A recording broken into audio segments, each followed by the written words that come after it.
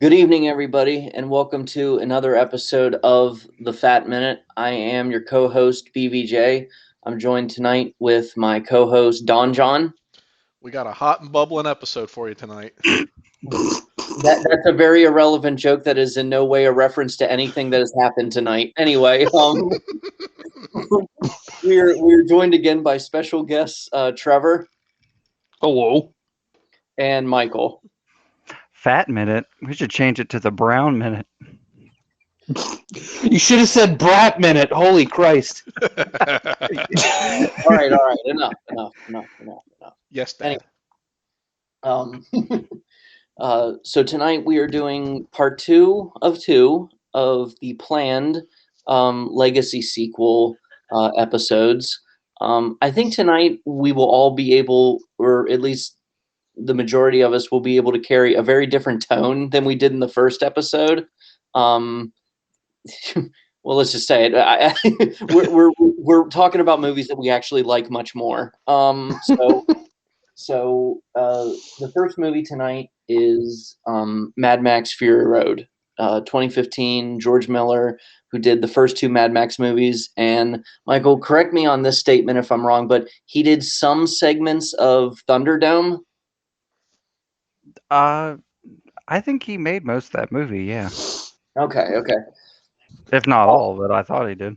Oh, okay. Wait, maybe I'm thinking of somebody else. Where I heard that he had a personal friend that passed away, and that he had to step away for part of the project, but he was able to do some key action sequences in Thunderdome. But I don't know. I could just be misremembering. Maybe a cinematographer or something. Yeah, Or second unit director, maybe. true. Yeah. True. This may be the film tonight that I have the least to say on, and I think that's also because it is the film that I love the least. I don't feel as strongly or passionately about. I think it's a cool movie. I definitely like it more now than I did when I first saw it in theaters. I think it was a little overhyped when it came out opening weekend. I think the best review anyone ever gave Fury Road was when I took my dad to see it. It was his first time, my second time, and it just ended. And it plays this big triumphant music, by Junkie XL, almost worthy of a Charlton Heston movie. And it just closes out, and my dad just turns to me and says, "Wow, what a plot!" and just gets up and walks away. But I mean, I think as far as action movies go, I think it's excellent. I think its stunt work is terrific. I think it is one of the main exhibits of why there really needs to be an Academy Award for stunt work, and the fact that there still isn't is very disrespectful and messed up. Yeah. But it could use a little more story. It could use a little more context, exposition even. But I guess there is a beauty in its vagueness, I guess you could say, not just subtlety, but almost vagueness. I mean, you see these people, you watch them do stuff, but you feel like you never really get to know them enough. So I don't want to drag on too long. And plus, like I've said before, a lot of my best comments come in response to what others say. Michael, you were actually the first person I talked to as soon as we walked out of the theater for this, and you were like, "What'd you think, Blake?" And I'm like, "I liked it. What'd you think?" And you're like, "I don't think it was as good as what everybody else was saying." And this was actually the one movie you were able to revisit this weekend, so you go ahead first. So I kind of, for the longest time, I was kind of the opposite end of the Mad Max spectrum, I guess. I had watched, the funny thing is, I've never watched Beyond Thunderdome. I've never sat down and watched the first Mad Max, like just Mad Max all the way through. I've probably seen like 80% of it. A lot of times it was I either just get interrupted, or I remember one time I sat down to watch it and I fell asleep. Great Because endorsement. I mean, I will say, like, the first Mad Max, I mean, it's an old movie, and it was an indie, it was a movie like made with just a few $1,000s. It's a very slow movie. Yeah. It's not like any of the other ones. Um, it's very much just at its core like a revenge story, and that's what it is. And then the only one that I've watched all the way through besides Fury Road is The Road Warrior. And The Road Warrior, I had always seen parts of it a lot because of my dad, because my dad is a big fan of The Road Warrior. He always like talked about it to me.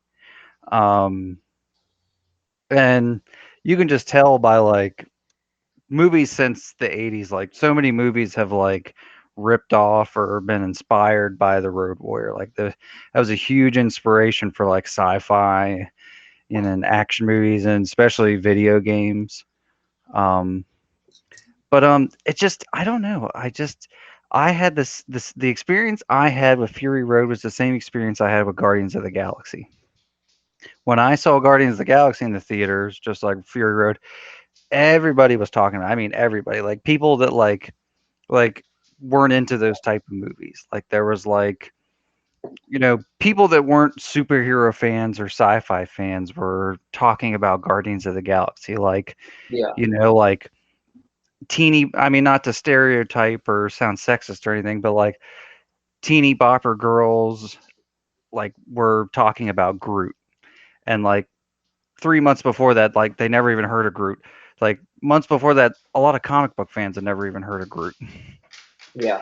It was just one of those things. It's like people like came out of the woodwork loving Mad Max, but they had probably never even watched the old movies. Hmm.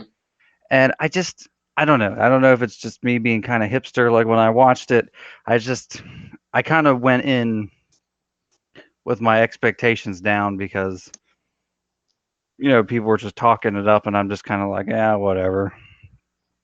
And I will say that Mad Max Fury Road is very similar to The Road Warrior Hmm. because there isn't much plot.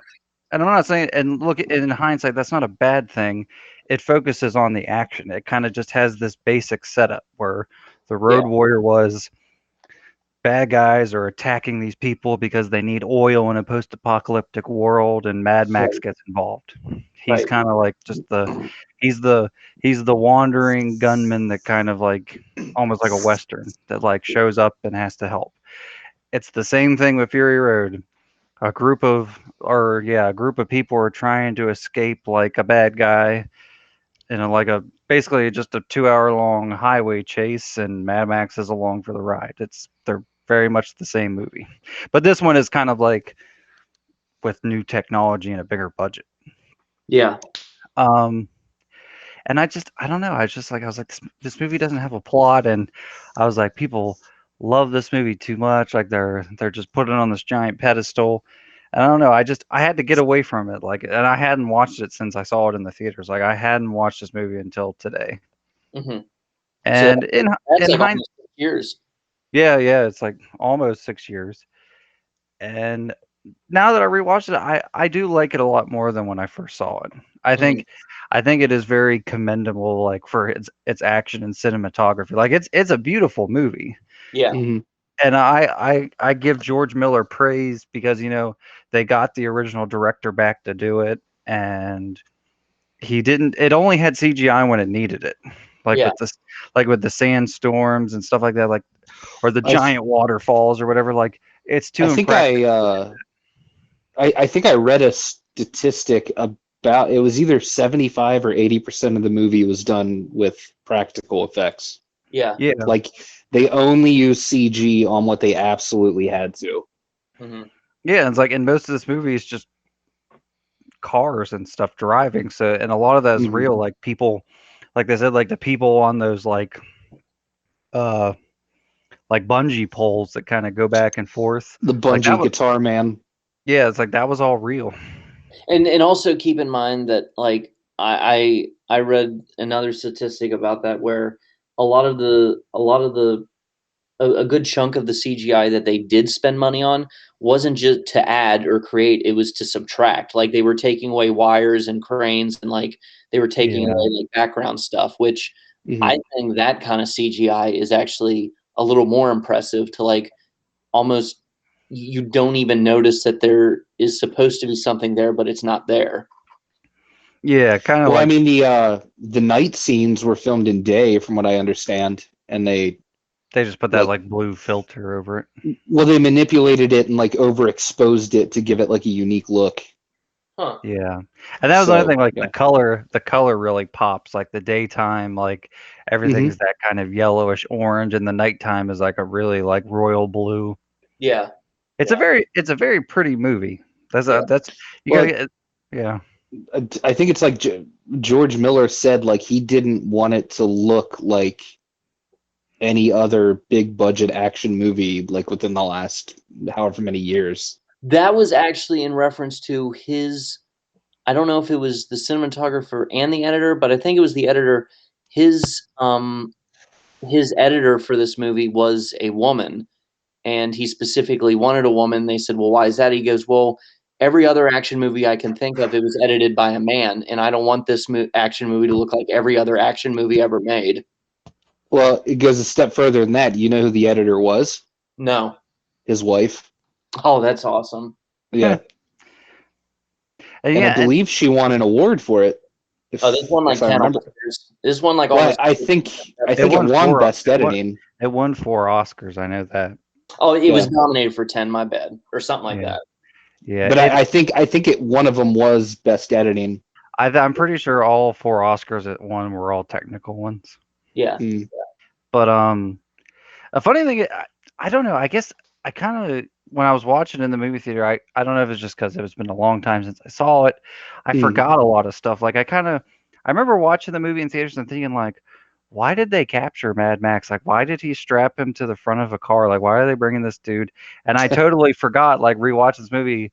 They like when they capture him, they tattoo his back like he's like a universal blood donor because he has like type Mm. O negative blood. I do like And how like, the first thing they do when they capture him is give him a shave and a haircut. Yep. yeah. They groom his ass down because hygiene is important with that group. The, tattooing his whole fucking back, that's okay. But when they were about to brand him, oh, you're going a bit too far. Now I'm Yeah. gonna break out.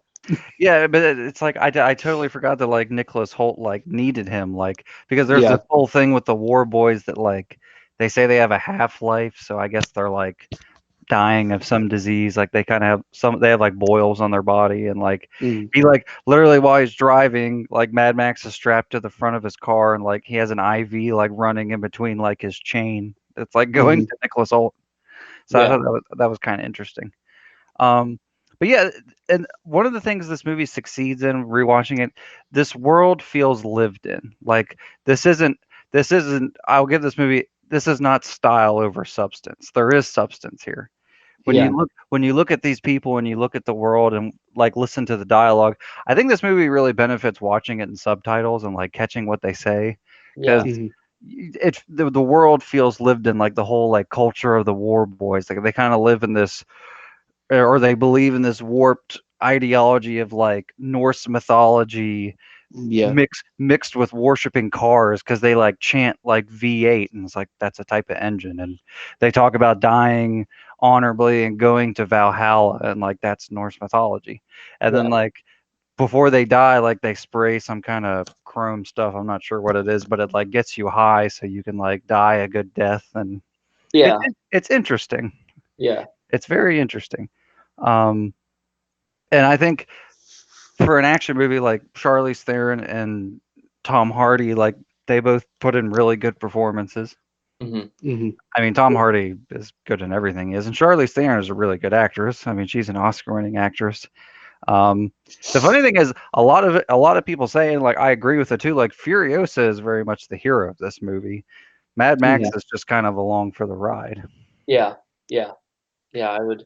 That was like the universal consensus that I would agree with as well. And I mean, so much so she's getting her own prequel movie now with Anya Taylor Joy. which I'm okay with that. But Yeah, me too. any final thoughts though on that, Mike? I think it's a second viewing. It's a lot better than I originally thought it was. I really kind of like crapped on this movie. Hmm. But no, like, I mean, if I had to give it a rating, I would for just a cinematic standpoint, I would say it's an A. I mean, yeah, it has a simple plot, but just all the technical aspects that goes in this movie like gives it an A. Like when so many movies just look so fake and lazy nowadays, like yeah, this movie is a piece of art compared to a lot of other movies. That's fair. Trevor. Yes. That was my joke. So yeah, it's weird. I revisited this movie this last weekend too, and I really kind of, Blake, as you said, felt like this was going to be the one I had the least to say about. Mhm.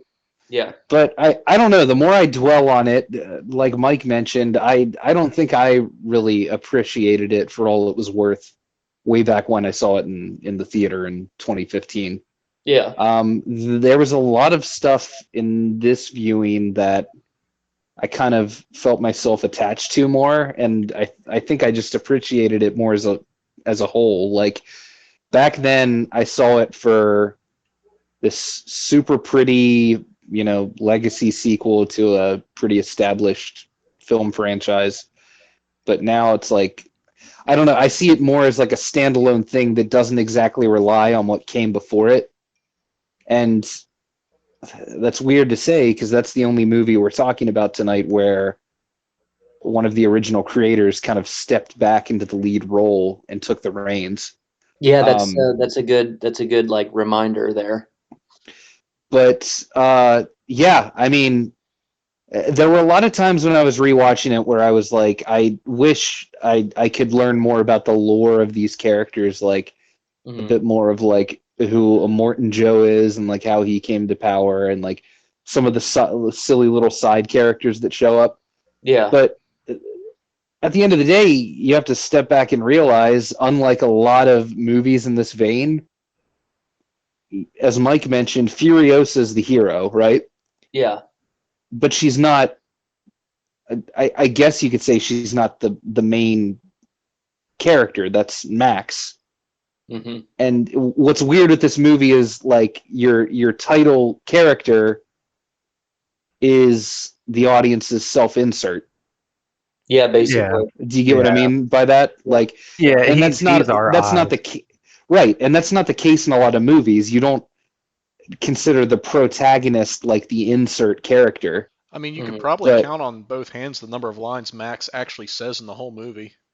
I read that too. He Yeah. has 52 lines Hmm. in the entire thing.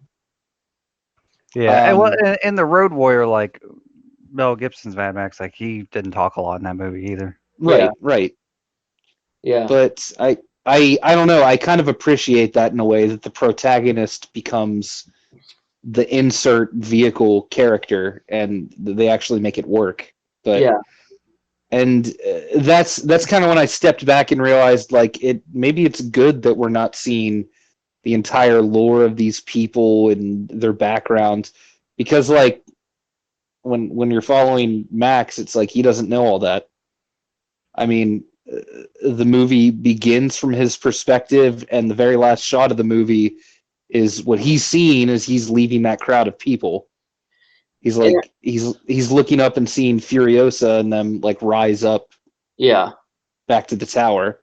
And I think But like I think in a way that's also like they don't want it to feel overproduced in that sense where it's like this is Mhm. kind of for as fantastical and bizarre and surreal and almost like a wild fever dream that this Mhm. movie is, it's kind of accurate in a way where it's like, if there would be a collapse of society in a post-apocalyptic world and like an ongoing forever war, there wouldn't be like any time for all these people to stop and give like their origin story or whatever, because everyone Right. is constantly on the go, on the move. So it's like, Furiosa can't give some big ass monologue that takes like 10 minutes and we see like Mhm. elaborate flashbacks. Right. Yeah. And I think this movie does a really good job of walking that line where it's like it it, it gives you it's not like it gives you so little that you're lost and like you're distracted by the fact you're like, well, I don't know what this dude's deal is. Like, why does he look like that? Why is he dressed like that? But at the same time, it's not giving you so much that it detracts from like the visuals and what you're really there to see. Like Yeah. it walks that really thin path really well. Yeah. But one funny thing I always think about when I see the opening of this movie, George Miller is the only director I can think of today who can make sped up footage not look like a silly fucking mess. Yeah, that was it was kind of like almost anxiety inducing. Right. Like he's the only director I can think of that can make sped up footage work in a non-comedic setting. Yeah. Yeah, I would And agree like with that. I always think of that when I see like clips or like the actual movie with that opening kind of chase and him trying to get away from the war boys. It's like that sped up footage actually kind of works in a weird way. I just think it's wild how like a guy who's like the age of a grandpa made a more hardcore action movie than all these dudes like half his age. Mm-hmm. Yeah. I still like to imagine in this series that like the rest of the world isn't like this. It's just Australia. Like everybody else is like, what's going on over there? The whole continent went to shit when Steve Irwin died. That's the funny thing too with Mad Max. Like most apocalyptic movies, like it's like a disease or like nuclear war. Mhm. It was an oil crisis. It was like kind of like the economic collapse of the world. Right. It's kind of just like humanity ate each other alive, because the first Mad Max, like society's still there, but it's like starting to fall apart. Yeah. This movie even found a way to reinvent that because it's an oil crisis turning into a water crisis on top of itself. Yeah, because like nobody has really any water. Right. Which that's literally the CEO or president or chairman or whatever his title is of Nestle. Like the main guy of Nestle is on record for saying that he does not believe water is a human right. Jesus. Yep. You know was cool. I like the name that Immortan Joe calls like his water. Do you remember what he calls it? No. He calls it Aqua Cola. That's right. Yeah. It's almost like I forgot about a that. brand. Yeah. But no, I mean, there's a lot to like about this movie, but one thing I still am not the biggest fan of is the way it reaches its third act. I didn't like this when I first saw it. I still don't quite like it now, where they reach that tribe of that Furiosa came from. Yeah. The War Greens. And they, and they immediately go, let's go back. Yeah. Now, I'm okay that they do that. Like, I get it, and it works by the end of the third act. But I wish there was more to why they do it other than they just have this sudden revelation. There's nothing else out there. Yeah, they just kind of Like quit. Well, I mean, I get what they're going for because Furiosa thought something was there, and they explained to her, no, it's gone now. But I just wish like maybe like that was their only way from escaping like the groups that were after them or something to head back in the same direction they came. But well, I mean, as it stands, it's just well, it was also because like they realized too, like Immortan Joe and his whole army was like coming after them, so the Citadel was left unprotected. Yeah. And they said like since the green place like was gone and died, they said it's like, oh well, we could venture 100 so miles into the desert, but there's nothing out there. It's like the closest place where there's water and resources was the Citadel. So it's kind of like, and Immortan Joe and all of them aren't there, so it's like, well, then we're just gonna have to fight through them and try and get back. Yeah. And I get that. Like it's a call of like desperation. Like they have no other choice but to go back. But just the way they elaborate on that for the audience always kind of irked me for one reason or another. It's basically just an excuse just to have the whole movie on this like desert highway and be a whole highway battle. Yeah. But at the same time, they like get back so much quicker. Like I get this for you to say that though. Yeah. It's like because that they come to that revelation at like the end of the second act, and like I don't know. They didn't even have to spend a nighttime on the way back. Yeah. Right. but the whole movie Um, is just a U-turn. But the only other thought I'll add, because we have other movies to talk about, is Yeah. it's, I don't know why I had this thought earlier. Like, you know how like with Star Wars, like they made action figures of every little fucking background character, Mhm. like Yeah. back in like the Kenner days. I wish there was They something still like that for Mad. Yeah, but I wish there was something like that for the Mad Max movies because there are so many fucking silly background characters in this I absolutely love. Yeah. Like more of the central characters are cool, like the brides, a lot of them are like cool and unique from each other. But there's like one character I attached myself to in this viewing and it like absolutely killed me. There's like this weird bureaucratic dude with like a fucking club foot. Do any of you guys know what I'm talking Yeah. about? Yeah, he's Oh, got yeah. that weird. He's Yeah, got he- that weird like metal thing on his nose. He's Yeah. got a weird gold nose, and at Yeah. one point he jumps out of the car, he just goes bollocks, and I'm like, Yeah. oh my god, this is fucking amazing. Yeah. And Do you know what he's his name was? I looked at it in the credits. no, He's called People Eater. oh my god, and he's wearing a 3-piece suit, but the nipples are cut out, and he's got his nipples chained together. His I nipples- love it. Yeah, he's like a Morton Joe's like brother or something. Yeah, he's Yeah. his brother-in-law, or something like that. But Well, it's like he's one of his brothers, and then the smaller guy in the chair, is that like one of his brothers or his son or something? That's one of his I think that- sons.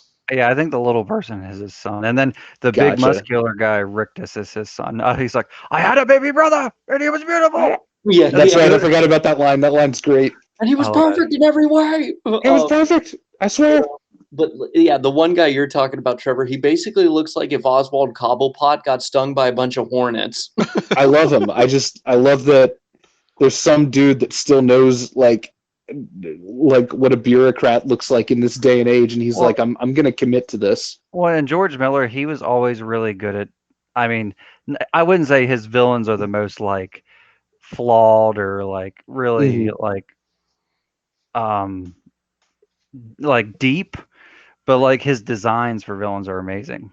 Yeah, yeah. Like Morton Joe and the Lord Humongous, and Yeah.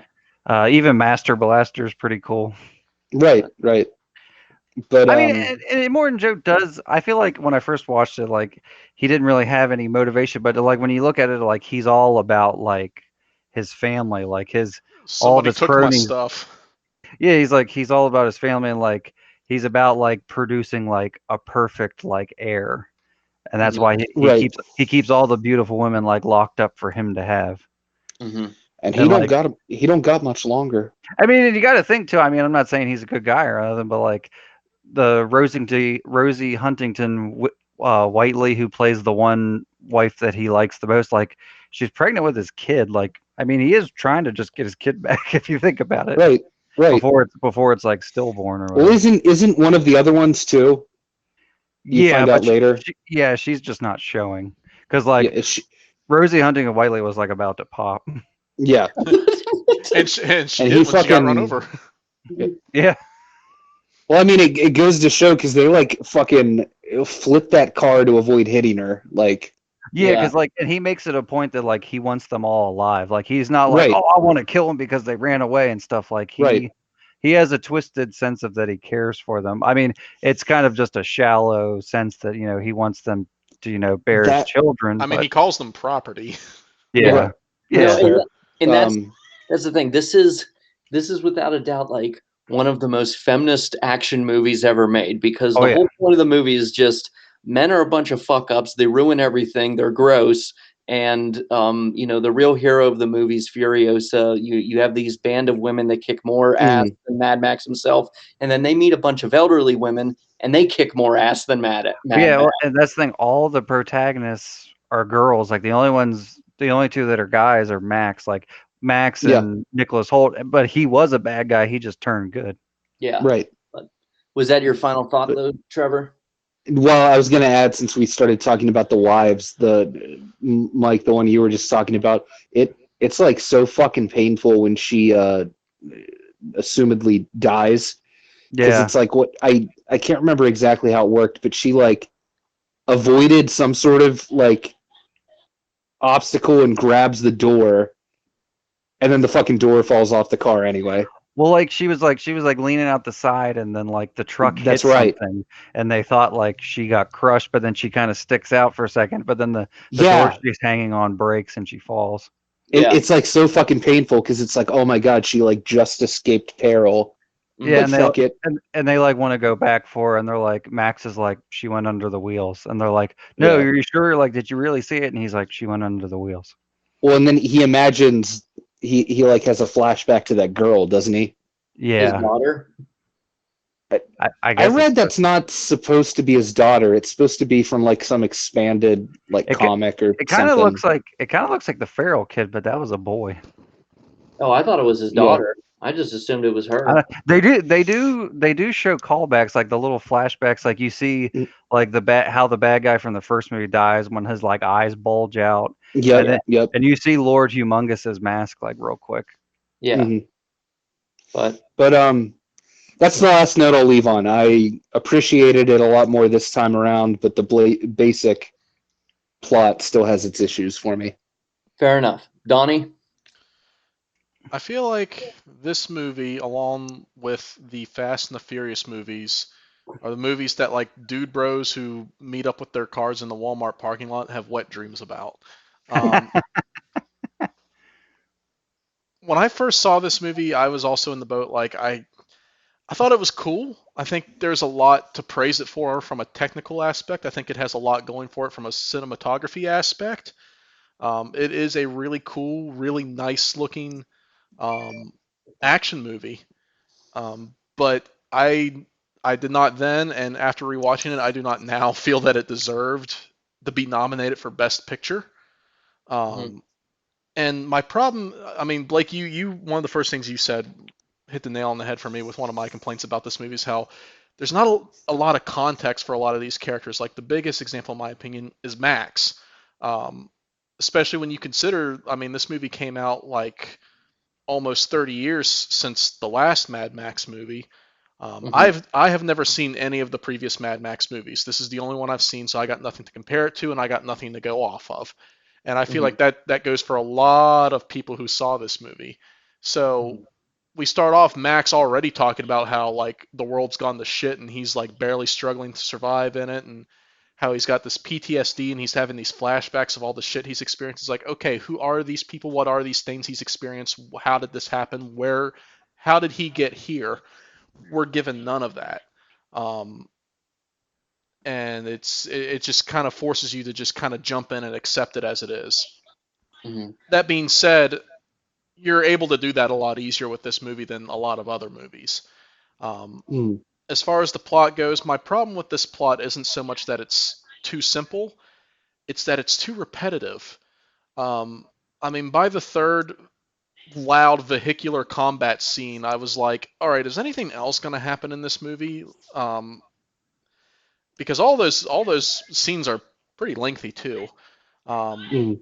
it's like there's just not a lot going on. Like there's a lot going on, and then there isn't a lot going on at the same time in this movie. Yeah.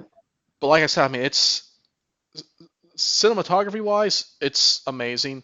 I give mad props for all the stunts and the design they pulled off. I definitely agree with Mike that this world does feel lived in. It feels like there is established culture amongst the Mhm. different tribes in this world. Um, I just feel like we're just not given enough context to truly appreciate those things. Um, but that being said, it is a pretty awesome action movie in all regards. I mean, I know I just spent the past several minutes just kind of talking shit on it, but in all honesty, it is a really cool movie. Um, I just don't think it was, a masterpiece like a lot of people said when it first came out. I definitely agree with you that it was way overhyped. But I think that the Furiosa prequel will be pretty cool, and I wouldn't have an issue with Tom Hardy getting a sequel at some point down the road if that were to ever happen. Yeah. Yeah. Yeah, I don't know. There was That's the a funny there thing. was a time where they said he signed on for 3 more. Yeah. Yeah. Well, Yeah, he and he like was he was busy making Venom. you think Yep. how successful this movie was, they'd be really like pushing a sequel, but they really haven't. They're kind of like Well, taking their time with it. something something I just thought of. Is it just me, or did like the buzz kind of die for it overnight? It did well at the awards. It did well at the Oscars, but Yeah, like, but I mean, like after that, like it wasn't some iconic movie that was remembered years later. Yeah. I see like on the Instagrams and Twitters that I follow that like are Mhm. like, you know, aesthetical, like aesthetics and cinematography and film stuff. No, they reference it a lot Okay. from my point of view, but I always see pictures of like women cosplaying female versions of Immortan Joe. a big thing though The was fuck are you looking up? I've never seen is, it. I mean, as well it's not porn. It's just cosplay. as well as it. No, I know what he's if I talking about. had a nickel for every time I heard that. As Oh, well Yeah. as well as it did at the Oscars, it didn't do that well at the box office. And then Right. there was also some dispute between George Miller and Warner Brothers over the rights to it. And I think like they didn't even want to pay him royalties for like this movie. Yeah, And then they sued each other after the movie came out. yeah. There was a That's That's pretty always awful. that's always a good sign. yeah, because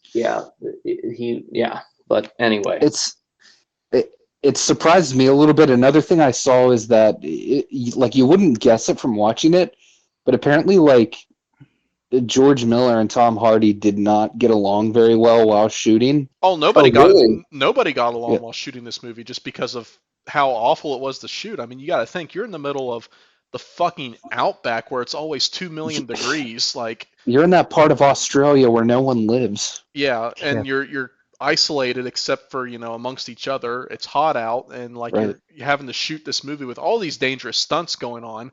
Like, Mhm. yeah, I'd fucking hate everybody too. Meanwhile, I just imagine all of New Zealand looking like the Shire. Yeah. I'm just sitting here trying to take a nap, and there's a dude over there with a fucking flamethrower guitar on bungee cords. Like, Jesus Christ. Yeah. Moving on, finally, Yeah. to the second film of the night, Blade Runner 2049. Now, this, yeah, I this just heard a butthole clench. this is now going to be the difficult part of the podcast, at least for me, because the next two movies, I love them so much and I can gush over them so much. I almost don't know where to start. That's what I'm scared of for this one as well. Yeah. Well, bad news is you're going up after me. Oh. Here's the thing with Blade Runner 2049. The original Blade Runner, I remember I think it was Christmas 2005 or 2006. My dad got me the director's cut on DVD.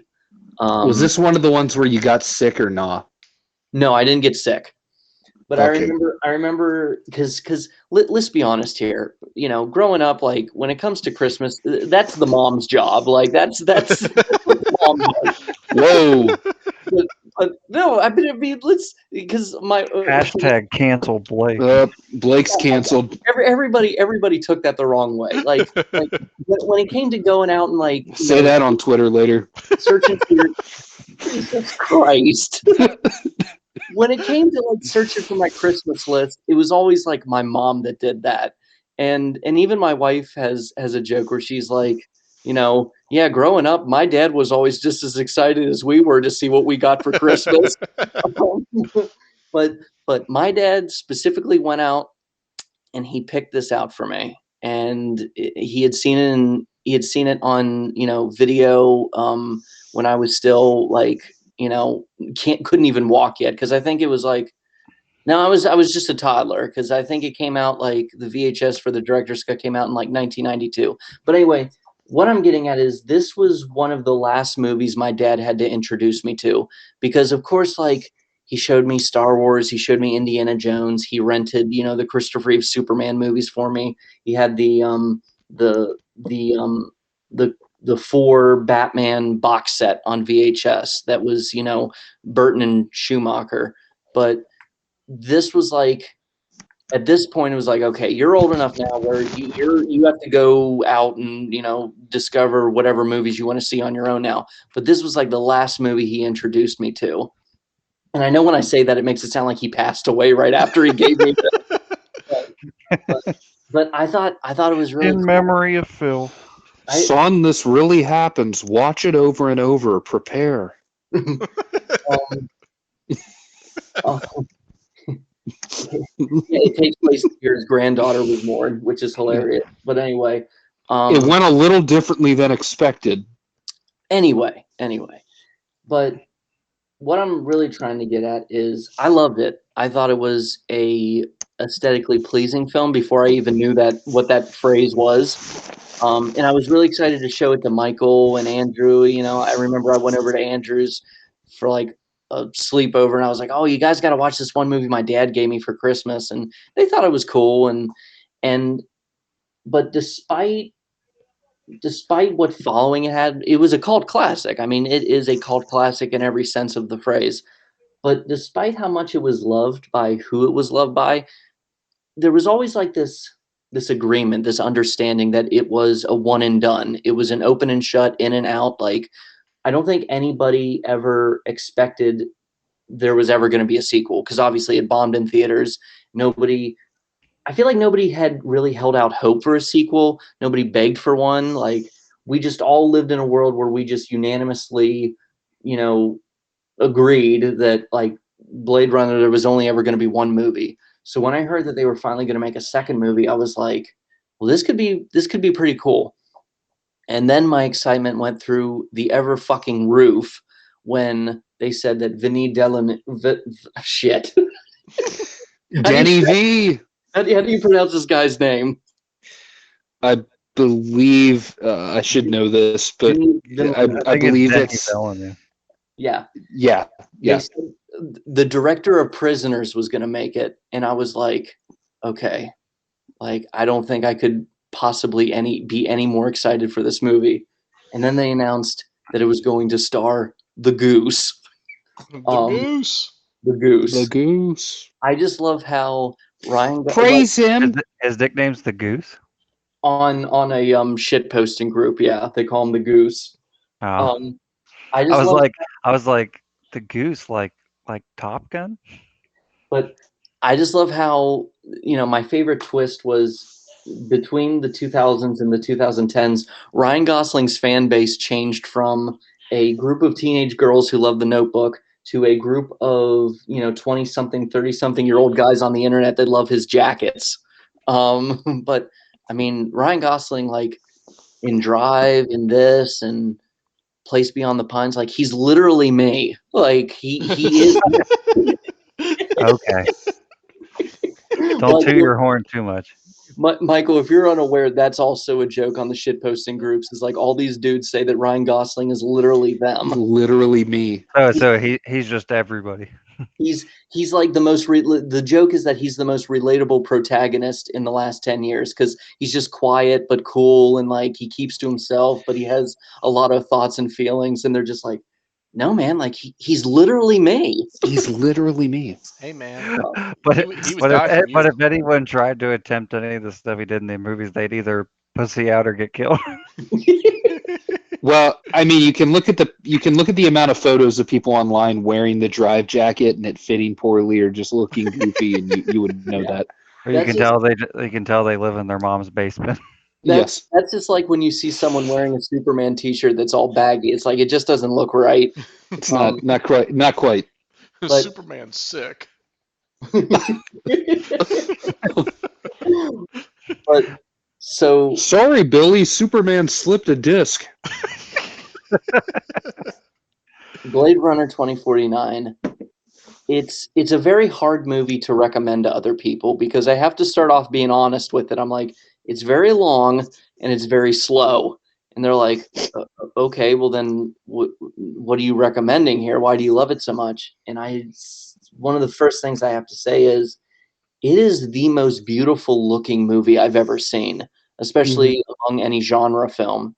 Like I grew up being a huge fan of science fiction, movies and just I was more sci-fi than I was fantasy. Michael and Andrew would talk about the more fantasy side of stuff with, knights and, medieval stuff. And I just could never relate as much. It just wasn't my genre. But I think You're a fucking dick. I gave you treats and you're still meowing.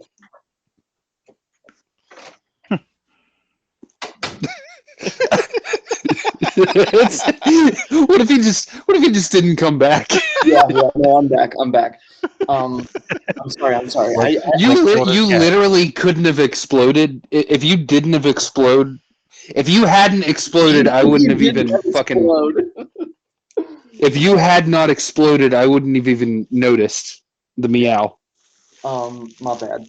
But anyway, I told you I was going to gush over this. No, I absolutely love this movie. I mean, I'm just. It's one of those things where I can go in a million different directions, but I think, you know, if it pleases the court, I'm going to let y'all go, and I'm just going to interject when it's convenient for me. So, Trevor, you love this movie as much as I do. You go ahead. I am a huge Denny V film I can't even talk. I love this movie so much. I'm a big fan of Denny V, and I mean from the moment Blake encouraged me to watch Prisoners, I haven't turned back on any of his films. I love each and every one of them in their own way, but 2049 really stands out to me. What I like about this movie is, even though we're talking about legacy sequels, this movie completely stands on its own without needing much from the original. The plot requires the original in some ways, but you could easily watch this movie without seeing the original Blade Runner. In fact, I don't think I saw the original until a little after I saw 2049 in theaters. Really? And yeah, no, I remember you seeing OG Blade Runner before 2049. Really? We literally watched the director's cut or final cut, whichever one, like the night before we saw it in theaters.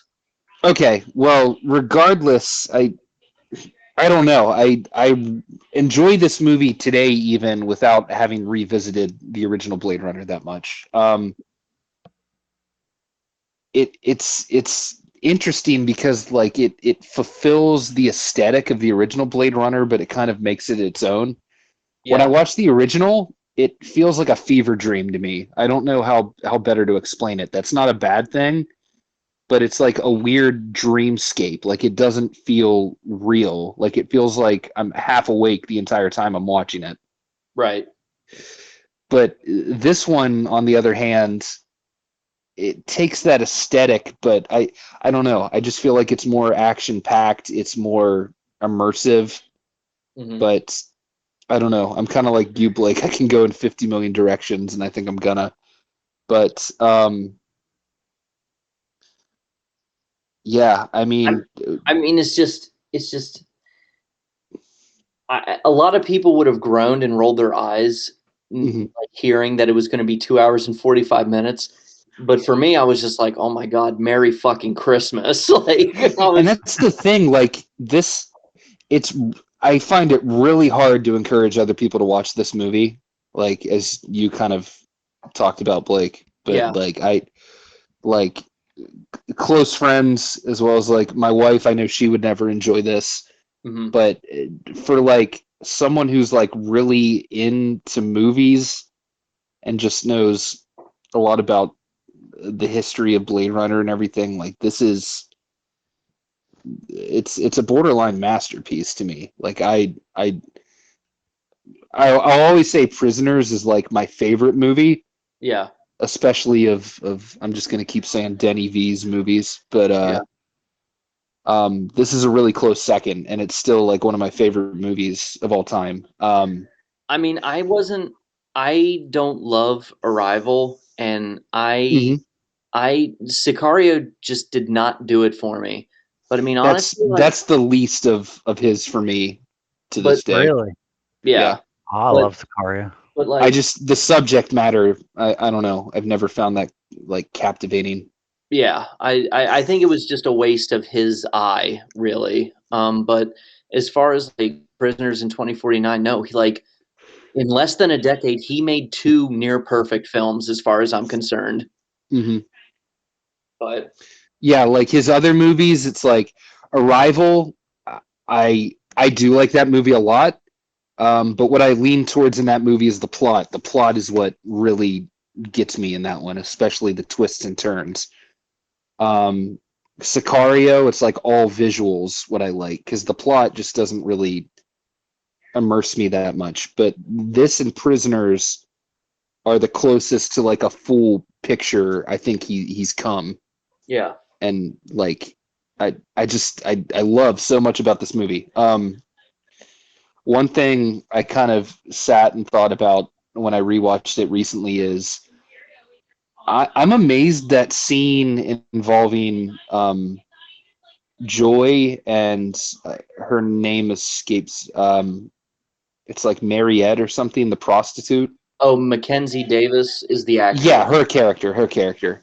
I think her name's like Mariette or something. Yeah. But the scene where they like sync up is like so beautiful in like such a strange way. Yeah. Like I'm amazed that scene isn't like some iconic thing you hear about in like some of the best scenes in recent years and stuff like that. That scene like is trippy in a weird way, and like I've never seen special effects like that in something. My best guess is that the reason why it's not talked about a lot is because for some weird reason, even though you're going to see like a science fiction, like philosophical film, Mhm. that scene probably made a lot of people just feel uncomfortable for some odd reason. The funny Yeah, thing and is on that on scene was, paper it sounds weird, but the funny thing is that scene was kind of already done in another movie. Oh, and what her. movie? It kind of happened in the movie Her. Oh yeah, I mean, but not saying people I'm remember referring more Her to like the than visual Flavor. this time around. Yeah. Like seeing them kind of blend into each other to the point where like you lose one's face and then you see the others. Like it just like blew me away for one reason or another. Like I love that scene. Yeah. What else do I got? For the most part, I really like the overall plot line of this movie and what the real deal with Kay is all along. I like.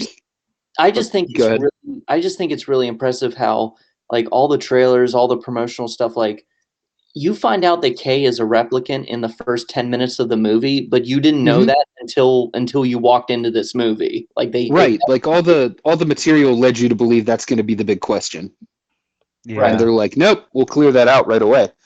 But The big question is he like when they throw in, is he human or not? right, Because they, and I love that that's the reoccurring thing throughout the movie. Like, is he or isn't he this procreated replicant? that's one of the great GIF reacts of all time. Yeah. Is Oh, when the one I sent to you earlier, Blake, Yeah, where it's him in the room. or as Donnie goes, he looks like he's holding in a fart. Yeah. It's just But it's when that, you found out spoilers. I'm sorry, but the movie's like 3 years old. But yeah, Harrison Ford's daughter goes, "Somebody lived this," and he's just like, "God damn it!" Like, because at that point in the movie, he thinks those ideas were just kind of like a simulated thing in his head, yeah. and he finds out no, those are real memories. Hmm.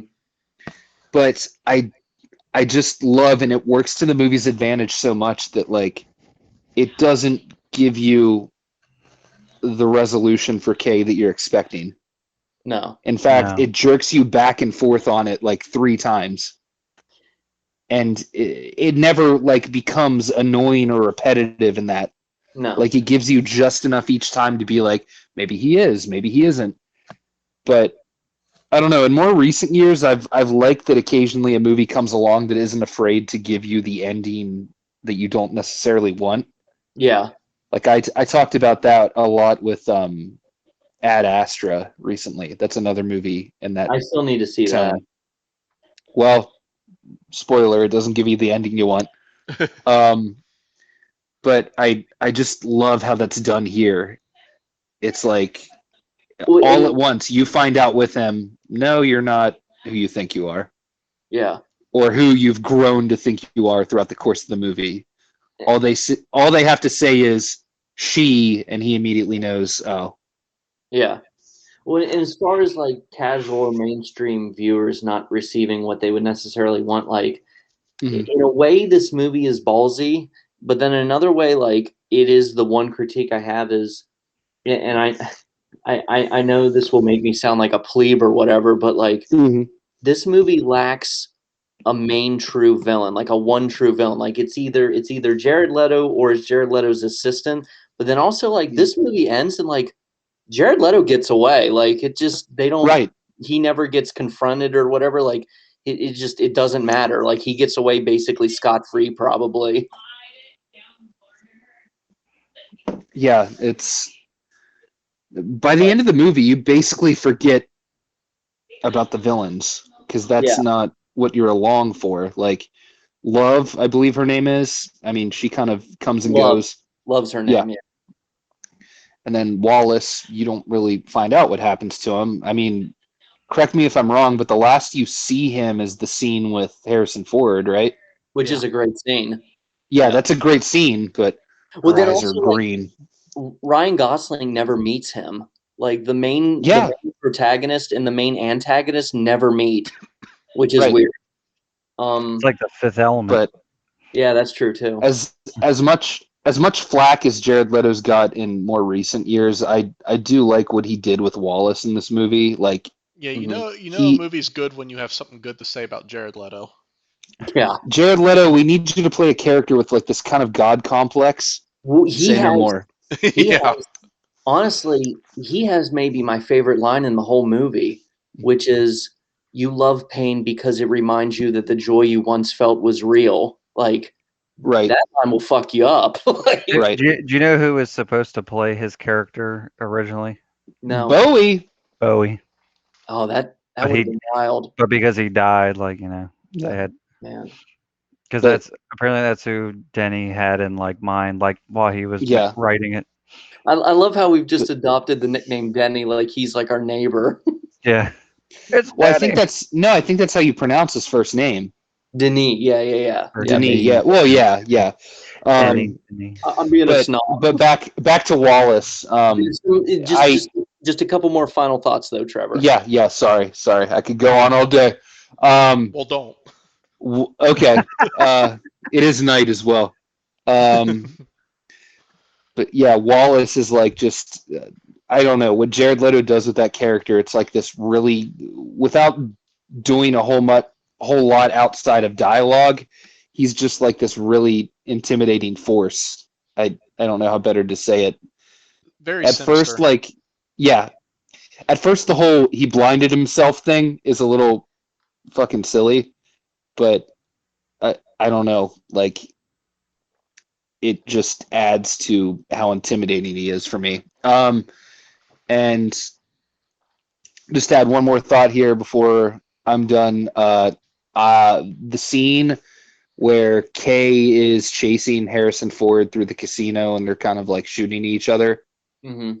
in the big like stage show.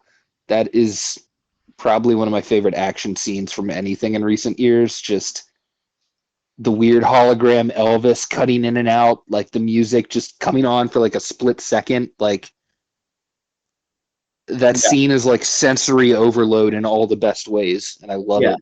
yeah. Especially when Harrison Ford accidentally punches Ryan Gosling. Which he did. Yeah, that was real. Yeah, yeah, And I mean, it's just like as far as overload goes, like every single scene in this movie has like an all-time like cinematography shot. hmm Like it's I mean because this won the Academy Award for that because it was Roger Deakins who did The Shawshank Redemption and Skyfall, and I think he did No Country for Old Men as well.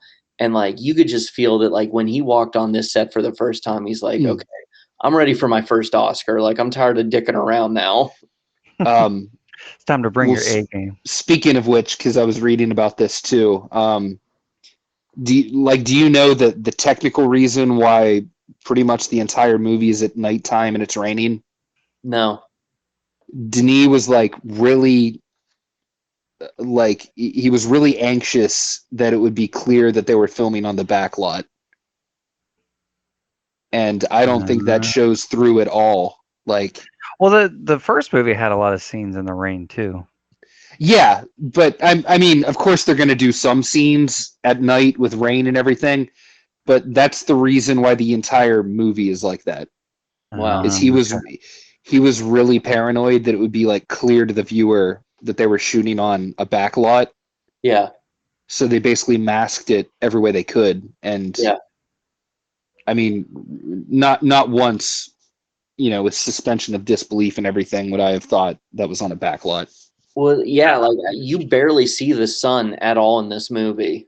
hmm So, The but most probably when he's like walking through that desert, but it's still kind of like foggy. yeah. Well, that's Which, the other thing. They again made that really foggy for that same reason. yeah.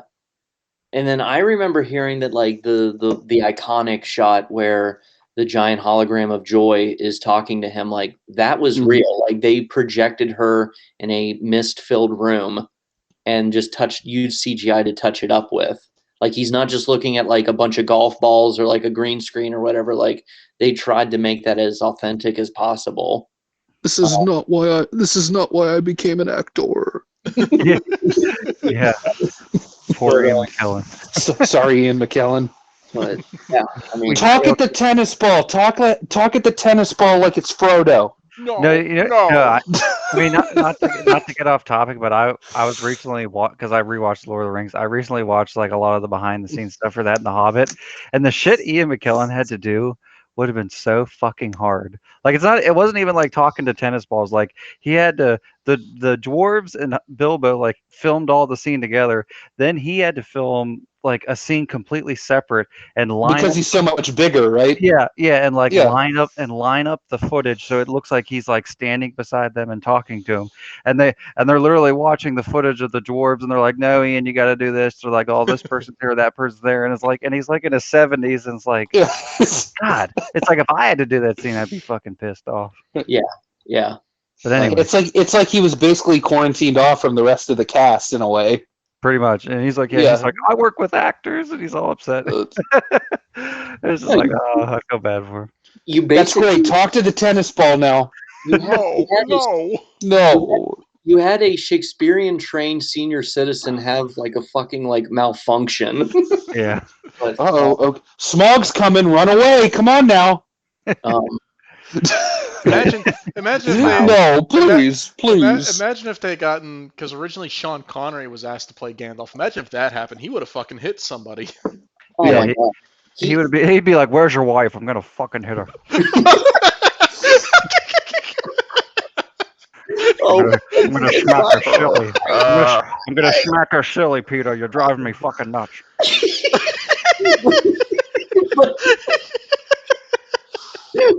but I deserve to be canceled because I acknowledge that moms usually do most of the Christmas shopping. Okay. I mean, I'm just betraying Sean Connery how he really was. I'm sorry. Yeah. It's called parody, Blake. It's legal. Where's your wife? I'm gonna fucking hit her. I'm gonna smack her silly, Peter. Come on. The name's abuse, spousal abuse. Jesus. No, that should be the title of this episode. Sean Connery smacks your wife. Oh, I thought you were just gonna have it be the Fat Minute episode 20 spousal abuse. That too. No. Fuck. Okay, Sean let's Connery go. smacks your wife. Anyways, So anyways, Blade Runner. as I've said before, this is a hard movie to recommend for me, and I've basically accepted that like it's a very niche movie. Like it's Right. So with that in mind, I am both terrified yet I have tried to be at peace with what may come next. Donnie, you just saw this finally, like yesterday, Like 2 days ago, maybe. 2 days ago. So I await because I have no idea what you think of this movie. So you go ahead. Yeah, I like to keep you in suspense, Pookie. Yeah, I saw not only this movie, but the original for the first time this week. I watched the final cut of the original because I was told by our wonderful co-host, my wonderful co-host, that is the best version to watch. And this is some real bullshit right here. I trying to watch Blade Runner 2049. It wasn't on HBO Max or Hulu, even though the final cut of the original Blade Runner is. And I couldn't even find a fucking site to pirate this movie from, so I had to drop $4 on the PlayStation Store to rent it so I could watch it. And then literally the next day, those fuckers put it on HBO Max. I fucking hate capitalism. Anyway. I get 45 minutes in, and I realize it's the Tom and Jerry movie. But anyway, watching the original Blade Runner. This movie, the original Blade Runner, is basically if 2001: A Space Odyssey and the Terminator had a baby. It's just a very aesthetically pleasing movie. It's a cool movie, and I'm not going to spend too much time talking about the original Blade Runner, but my only major complaint about the original one is the original movie kind of presents itself as a slow burn crime noir thriller in a way. And the problem with when you do a movie like that, you have to always make sure the plot is progressing in some degree. And in the original movie, there's a lot of large gaps where Harrison Ford is completely absent, and in those gaps, the plot does not really move at all, and it just really takes the movie from being a slow burn to being a snail's pace, in my opinion. He probably didn't even want to be on set because it's Harrison Ford. Yeah, but like the original movie is still pretty cool. But moving on to Blade Runner 2049. 2049 is head and shoulders better than the original movie. It manages to do what the original movie did, but better in the sense of that slow burn sci-fi crime thriller. Whereas it's a slow burn, but the plot is always moving. Even the scenes where Ryan Gosling is not the main focus, or even when he's not even around, the plot is still moving. There's always something going on, even if it's something small and something minuscule, something that doesn't seem like it's of great importance. Something is still happening. The movie is always moving. So that's why, even though it is a bit of a long movie, you don't really feel it. Um, like I think it's a very aesthetically pleasing movie. Um, the only complaint I have with 2049 is it has a similar problem that Mad Max Fury Road has, which is it just drops you in this world and expects you to just take it for what it is. Specifically, when it comes to this movie, that problem specifically stems from the plot device of, oh, we just found out a replicant got pregnant and had a child, and it's just like, not only that, it also happened the replicant that got pregnant and had a child was the love interest of the main character from the last movie. It just it comes out of nowhere. It just feels like it ventures kind of into fan fiction territory, in all honesty. And it also, I'm trying to think of how I want to put this.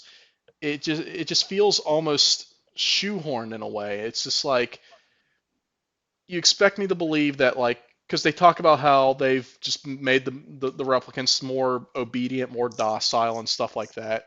Um, but it's just like all of a sudden it's like, okay, they can have children now, but for some reason an older model from 30 years ago managed to get pregnant, but the newer models they can't figure out how to do it.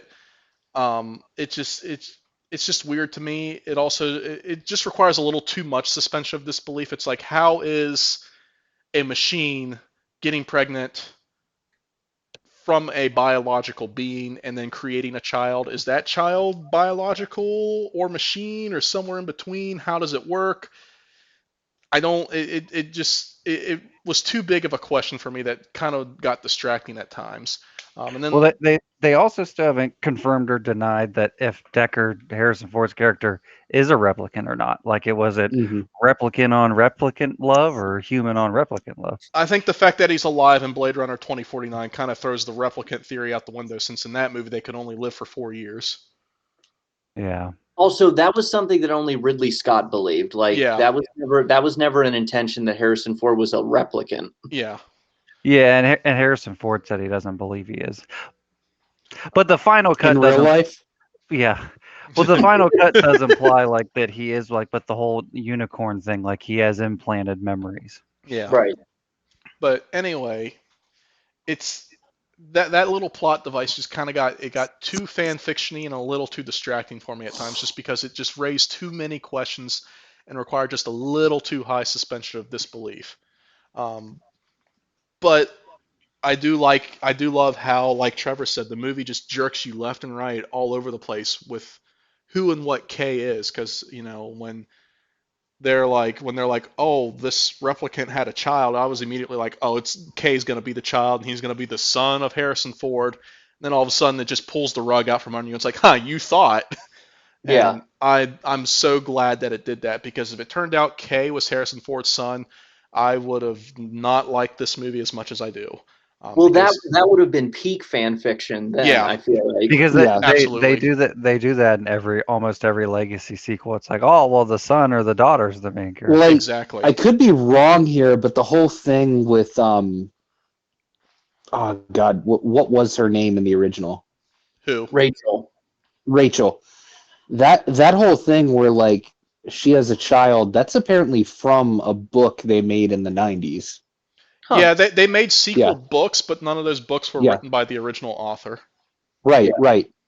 But apparently that was lifted like straight from that, and they converted that into like a device here.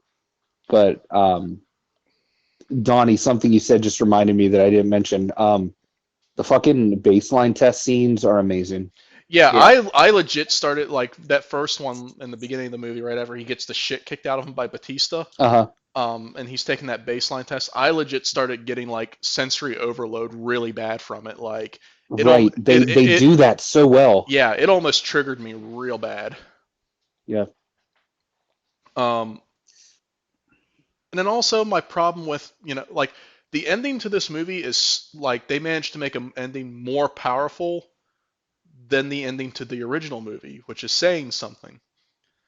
Yeah, because what was the name, the actor who played the villain in the first film? I don't know, but Rutger Hauer. I know I got weirded out when he started chasing Harrison Ford ass naked. Time to die. What I'm Is getting at is Rutger Hauer. Rutger Hauer. Rutger Hauer's His like, character's name was Roy Batty. yeah, Roy but Batty. and not to interrupt for too long, Donnie, like the villain in the first film, Rutger Hauer, like his monologue right before he dies is pretty great though. Oh yeah. But then the Well, ending to the villain's last name was Batty. It's like poetry. But the ending of this movie, in my opinion, is even more powerful. Just how it just all kind of comes together and just ends in a good way.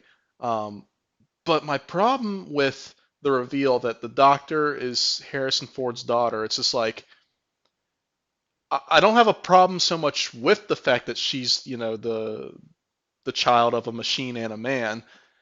My problem is that there is nothing to hint at. If there is, I completely missed it. Nothing to hint at that being the case, and Harrison Ford's character just sort of comes to that conclusion based on nothing. So it just felt like too much of a left turn to me.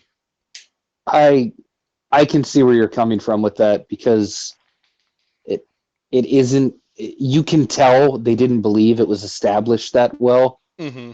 because there is a recall when that revelation is made to the scene where Kay is talking to her, and she's looking through that machine into his mind to look at the memories. Mm-hmm. They clip back to that scene. Right. So to me, that reads like they didn't think it was that strong of a connection either. Yeah. Yeah. Because I don't think he's one to normally do that, like recall to an earlier scene. Right. Well, do they even say if like she knows who her parents are, or if She doesn't. Harrison Ford knows that he has a daughter? He knows he has a child, but he does not know the identity of that child. Okay. She knows she was orphaned at like age 8. She says something along the lines of that. Yeah. But I mean, back to like, the twists and turns and having the rug pulled out from under you. Like a great moment is when, Ryan Gosling is in like that factory where he has the memory of being bullied by the kids, and he has like the toy horse and stuff. Like when he goes down there and he finds in the ash pit the wooden toy horse, like that seems haunting. It's just like at that point in the movie, I was like, okay, like what's going on? Like, Right. Yeah.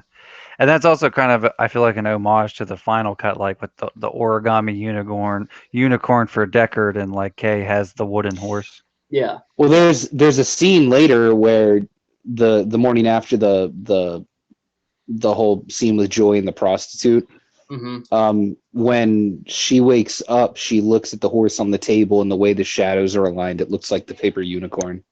Oh, that's cool. Yeah. But any final thoughts though, Donnie? Any final thoughts though? It stinks. I'll show you that something that stinks. I don't know about you, but Blake might. But no, I think it's a great movie. I think it's an awesome movie. I think it's a sequel that's not only better than the original, it's a legacy sequel that's even better than the original, which is especially hard to do in my opinion. So I mean, if you, I agree. I agree. I don't even think you have to watch the original movie to watch this one for the most part. So yeah, I definitely recommend it. It gives you a nice little recap right at the beginning. Yeah. Yeah. Which is another problem I had with the original Blade Runner when they were like, suddenly replicants went, rogue and started attacking their masters, and it's just like, okay, then why is this company still allowed to exist? Right. Because they did a BP where they put out an ad where they're just like, Sorry. But no, I had too much money to cancel. I am pleasantly pleased with that then. Fuck you. Okay. Okay. Michael, you go ahead. Oh yeah, Michael hasn't gone yet. Yeah. Awesome. I will say I won't have, I guess, as much to say as everybody else. I've only seen this movie once in theaters, and I unfortunately didn't get a chance to rewatch it, and I wish I did because I feel like there's a lot of stuff that I've forgotten. Next movie. Yeah. But no, but what I do remember, yeah, no, I agree. I would say, yeah, definitely plot wise, I think the second, excuse me, the second one is an improvement of the first one. I've seen the first one multiple times. I have all the cuts on Blu-ray and the big collection.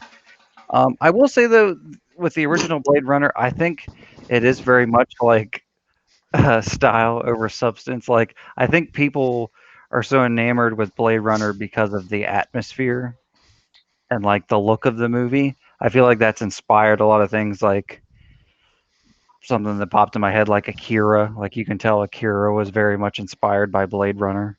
Like, Yeah. but I think the sad thing is kind of repeating what happened with the original Blade Runner in 2049 is that even though these movies are adored by, cinephiles and movie critics and fans, it is not adored, or well, not, I wouldn't say not adored, but like not noticed by the average person because both movies bombed. Which really sucks. But I mean, yeah, all the performances are great. Ryan Gosling was a great choice for the lead. Um, I will say it's that one of the things that always stuck out to me, like his whole relationship with Anna de Armas like character, like she was called Joy, wasn't she? Yeah. Yeah. Mm-hmm. Like I totally bought that he was in love with a hologram. Yeah. Like Well, dude, totally like, bought that. that's the thing. Like all the guys that have like, virtual like catfish girlfriends online, they're able to watch Ryan Gosling in this movie and be like, he's literally me. He has a He's literally me. They have like a sex doll or whatever. Yeah. My But like, hologram GF. but no, like I remember, like it's that one scene, like I think it's before he runs into Harrison Ford and the like bad guys or whatever, like they go to step on like her little control chip thingy, and like she literally, like the hologram's like laying there and like looks at him and like she like cries out like I love you, and like it's basically like she died, and like it felt like a character died in a movie. And then later on, when he sees that giant hologram of her, and she's just like, "You look like a nice Joe," like the one he had called him earlier. It's just like you could just kind of see in his face, like, "Oh, you're programmed to feel that way." Yeah, kind of like, yeah. No, go ahead, Trevor. No, just to add, like that part where Joy gets essentially killed, it's done like so raw too. I fucking love it for that. Like there's barely a moment to even process it before it moves on to the next thing. And Yeah. I like that it isn't really dwelled on. Like It almost feels anticlimactic, but Well, that's like, yeah, no, I agree with that, and yeah. that's one of the great debates with this movie is like I agree with you, Michael, and I think other people do. Like, you believe that Ryan Gosling was in love with a hologram, but like one of the debates is, was Joy's love for him real? Like, was Joy's Yeah, love for genuine. him real? And like I think that's why there's that iconic shot where it's just like Ryan Gosling is just so fucking cool in this movie. Like, everything he does is perfect here, but like when he has the bandage over his nose and he's all bloodied face and whatever, and he just looks down like, and it's like what Donnie said, how he's just like, oh, so there was nothing special about what she told me. Like, it's just almost like what soul he does have is just crushed in that moment. Yeah, well, it all He has nothing left at that point. well, and it kind of all reverberates back to him because it reminds you, and it's also kind of ironic that the vessel she uses for them to like physically like make love was a prostitute that you pay for. So it's kind of Mhm. like, was the love genuine or was it processed and paid for, just something you buy in a store? And it's kind of, I feel like that kind of goes back to him because him being a replicant, like, is his feelings of love and loss real or is it just processed and purchased? Um, it is a very it's a very deep movie, and like so is the original one. Um, and one of the things I feel like I really need to refresh myself. I feel like I don't remember a lot with the scenes with Jared Leto. I remember him doing a good job, and I'm not a Jared Leto hater at all. Like, I think I've seen movies where he does a good job. Suicide Squad, I feel like, gave him a really bad rap. Mhm. Um, he was great in Requiem for a Dream. Um, but I don't like, I wasn't the whole thing like he was trying to make replicants that could mate, and people were afraid that that would like cause the end of the human race or something. Well, he found out he found out that Tyrell Corp somehow managed to do it, and he has not been able to reverse engineer it. And the reason why they could never do it was because Rachel was one of a kind. She was the only one of her kind. So it's not Right. like, and in the backstory for this, Wallace had absorbed the Tyrell Corp Right. because Yeah. it was basically like how, how like Disney buying Fox, I guess. I don't know what metaphor to use, but what happened in the backstory was there was a great blackout, and because of the blackout, there was like a famine. Like, they were having trouble growing crops, and the Wallace Company created artificial crops, and that just made them like the biggest company on earth. And then because of that, he was able to buy the Tyrell Corp. But because Rachel was the only one of her kind, it's not like he simply had access to her blueprints. He had no idea she even existed. Right. Yeah, and she's dead now, so he can't, and that is, her body's like gone, so he can't like examine her and stuff. Hello? Oh, Yeah. okay. I thought I lost everybody. But yeah, and it's like he kind of, so his goal is just kind of trying to find, I guess, find the child and stuff like that. But I don't I don't even really remember what happens to him at the end. Do they just I know, and I know this movie, like just like the first one, it has a lot of unanswered questions. That's kind of the theme of both movies. You kind of have to like fill in the blanks yourself. But Yeah, yeah, it's like I remember him like not being defeated. It's kind of unresolved, but like yeah. No, it, the only villain that's defeated is love. He gets out scot free. I see what you did. I see what you did there, Trevor. The only villain that's defeated is love. Yep. that's the girl with like the dark ponytail. Yeah, Yeah, Yeah. yeah. Um, but yeah, no, I same kind of similar thing with Mad Max Fury Road. Like, this movie is very strikingly beautiful with its cinematography and its production design. It's just, yeah, it's just, if you if you're not interested in like science fiction movies, you got to just watch it for its aesthetic alone. I mean, like, you could frame like screenshots of this movie and like put it in an art gallery, and like people who don't know what Blade Runner is would probably stop and look at it. yeah. Hmm. Um, But yeah, no, I would say like I really like it. I really need to rewatch it. It's one of those movies, just like the first one, where like you really got to like watch it multiple times to like get the mythology and get what they were like the subliminal messages going on.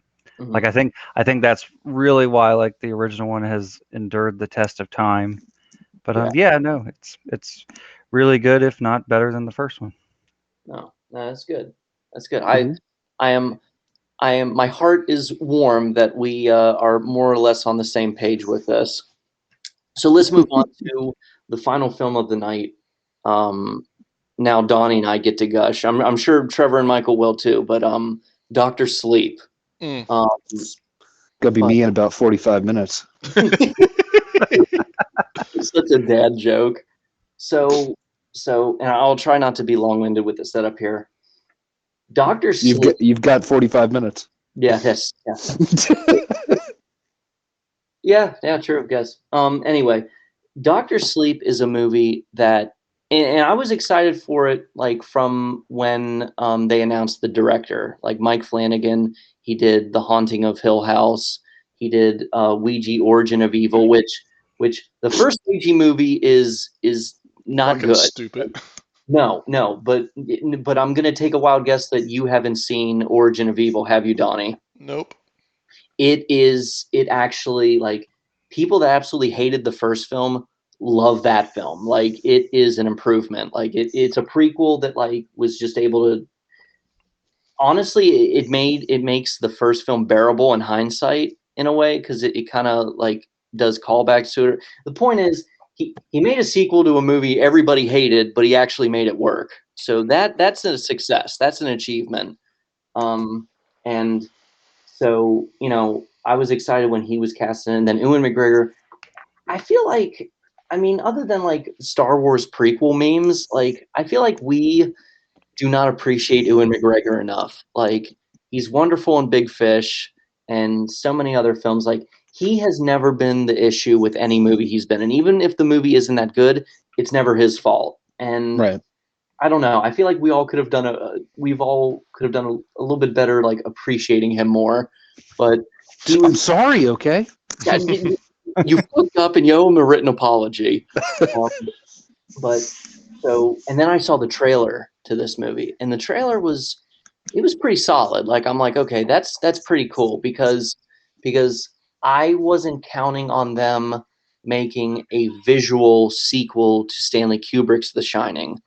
And that was like going to be that was a big debate that they kept asking Mike Flanagan is, are you just going to do Stephen King's Doctor Sleep, but are you going to make it so, since it's still produced by Warner Brothers, are you going to make it so it's still a sequel to the Shining movie? And Neither. he's I'm both.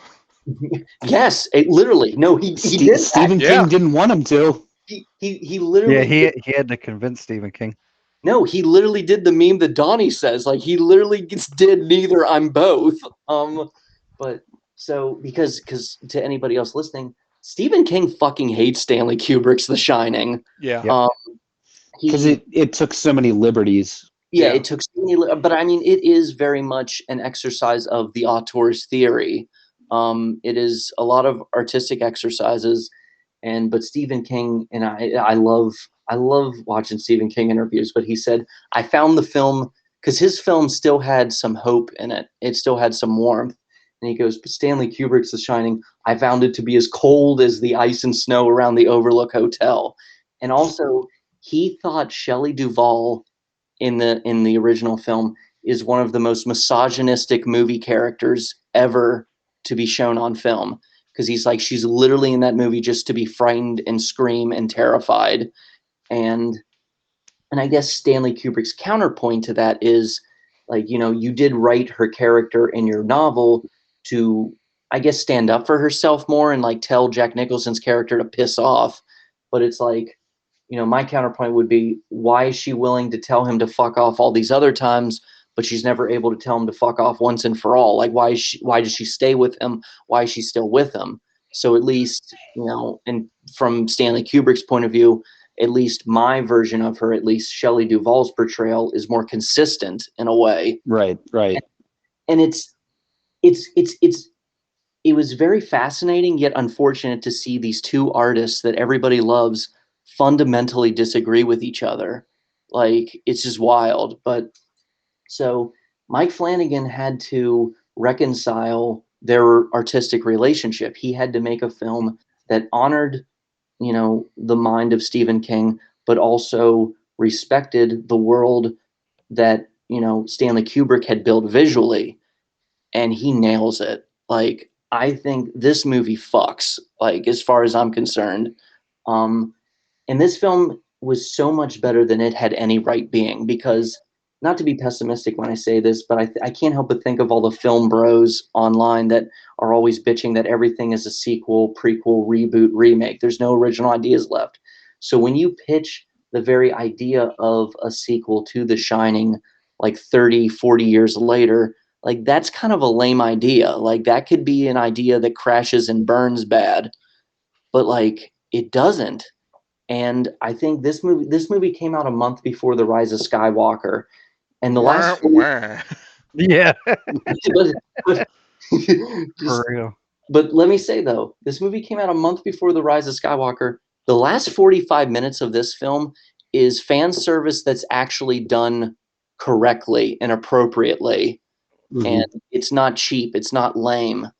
And I mean, shit, I'm doing the same thing I did with 2049, where I could just gush over and on and on and on. So once again, if it pleases the court, I'm just gonna interject here and there to add another thought or so. But Donnie, you love this film as much as I do, I believe. You go ahead. Yeah, I absolutely agree. This movie fucks. And not only does it fuck, I got the fuck right before seeing it for the first time. Anyway, no, like when this movie was announced, I was like, oh, cool, a sequel to The Shining. That's cool, I guess. I didn't really have like, I didn't think it was going to do bad. I didn't think it was going to be bad. I was just like, neat. Um, I didn't necessarily have any strong desire to go see it. I went and saw it because, to be blunt, a girl I was hooking up with at the time really loves The Shining and really wanted to go see it. So I was like, okay, sure, why not? And it was fucking awesome. Um, and I mean, I rewatched it. I watched the director's cut earlier this week. The director's cut is about a half hour longer, I believe. Um, Mhm. in my opinion, the director's cut is no better or no worse than the theatrical cut. I felt like any additions were, you could take it or leave it. I barely even noticed the differences personally. So it really just comes down to, do you feel like watching a 2.5 hour movie or a 3 hour movie when it comes to which one you want to watch? I think they're both equally great. But that being said, I mean, this movie managed to reconcile the differences between Stephen King's book and Stanley Kubrick's movie, which in and of itself is a fucking achievement. Like the fact that it managed to literally go neither on both when in regards to the question of, are you a sequel to the book or the movie, like that was not only ballsy, but like the fact that you managed to pull it off is fucking awesome. Um, it's just, there's so many moments in this movie. Like it's this is probably one of the best thrillers I've seen in a long time.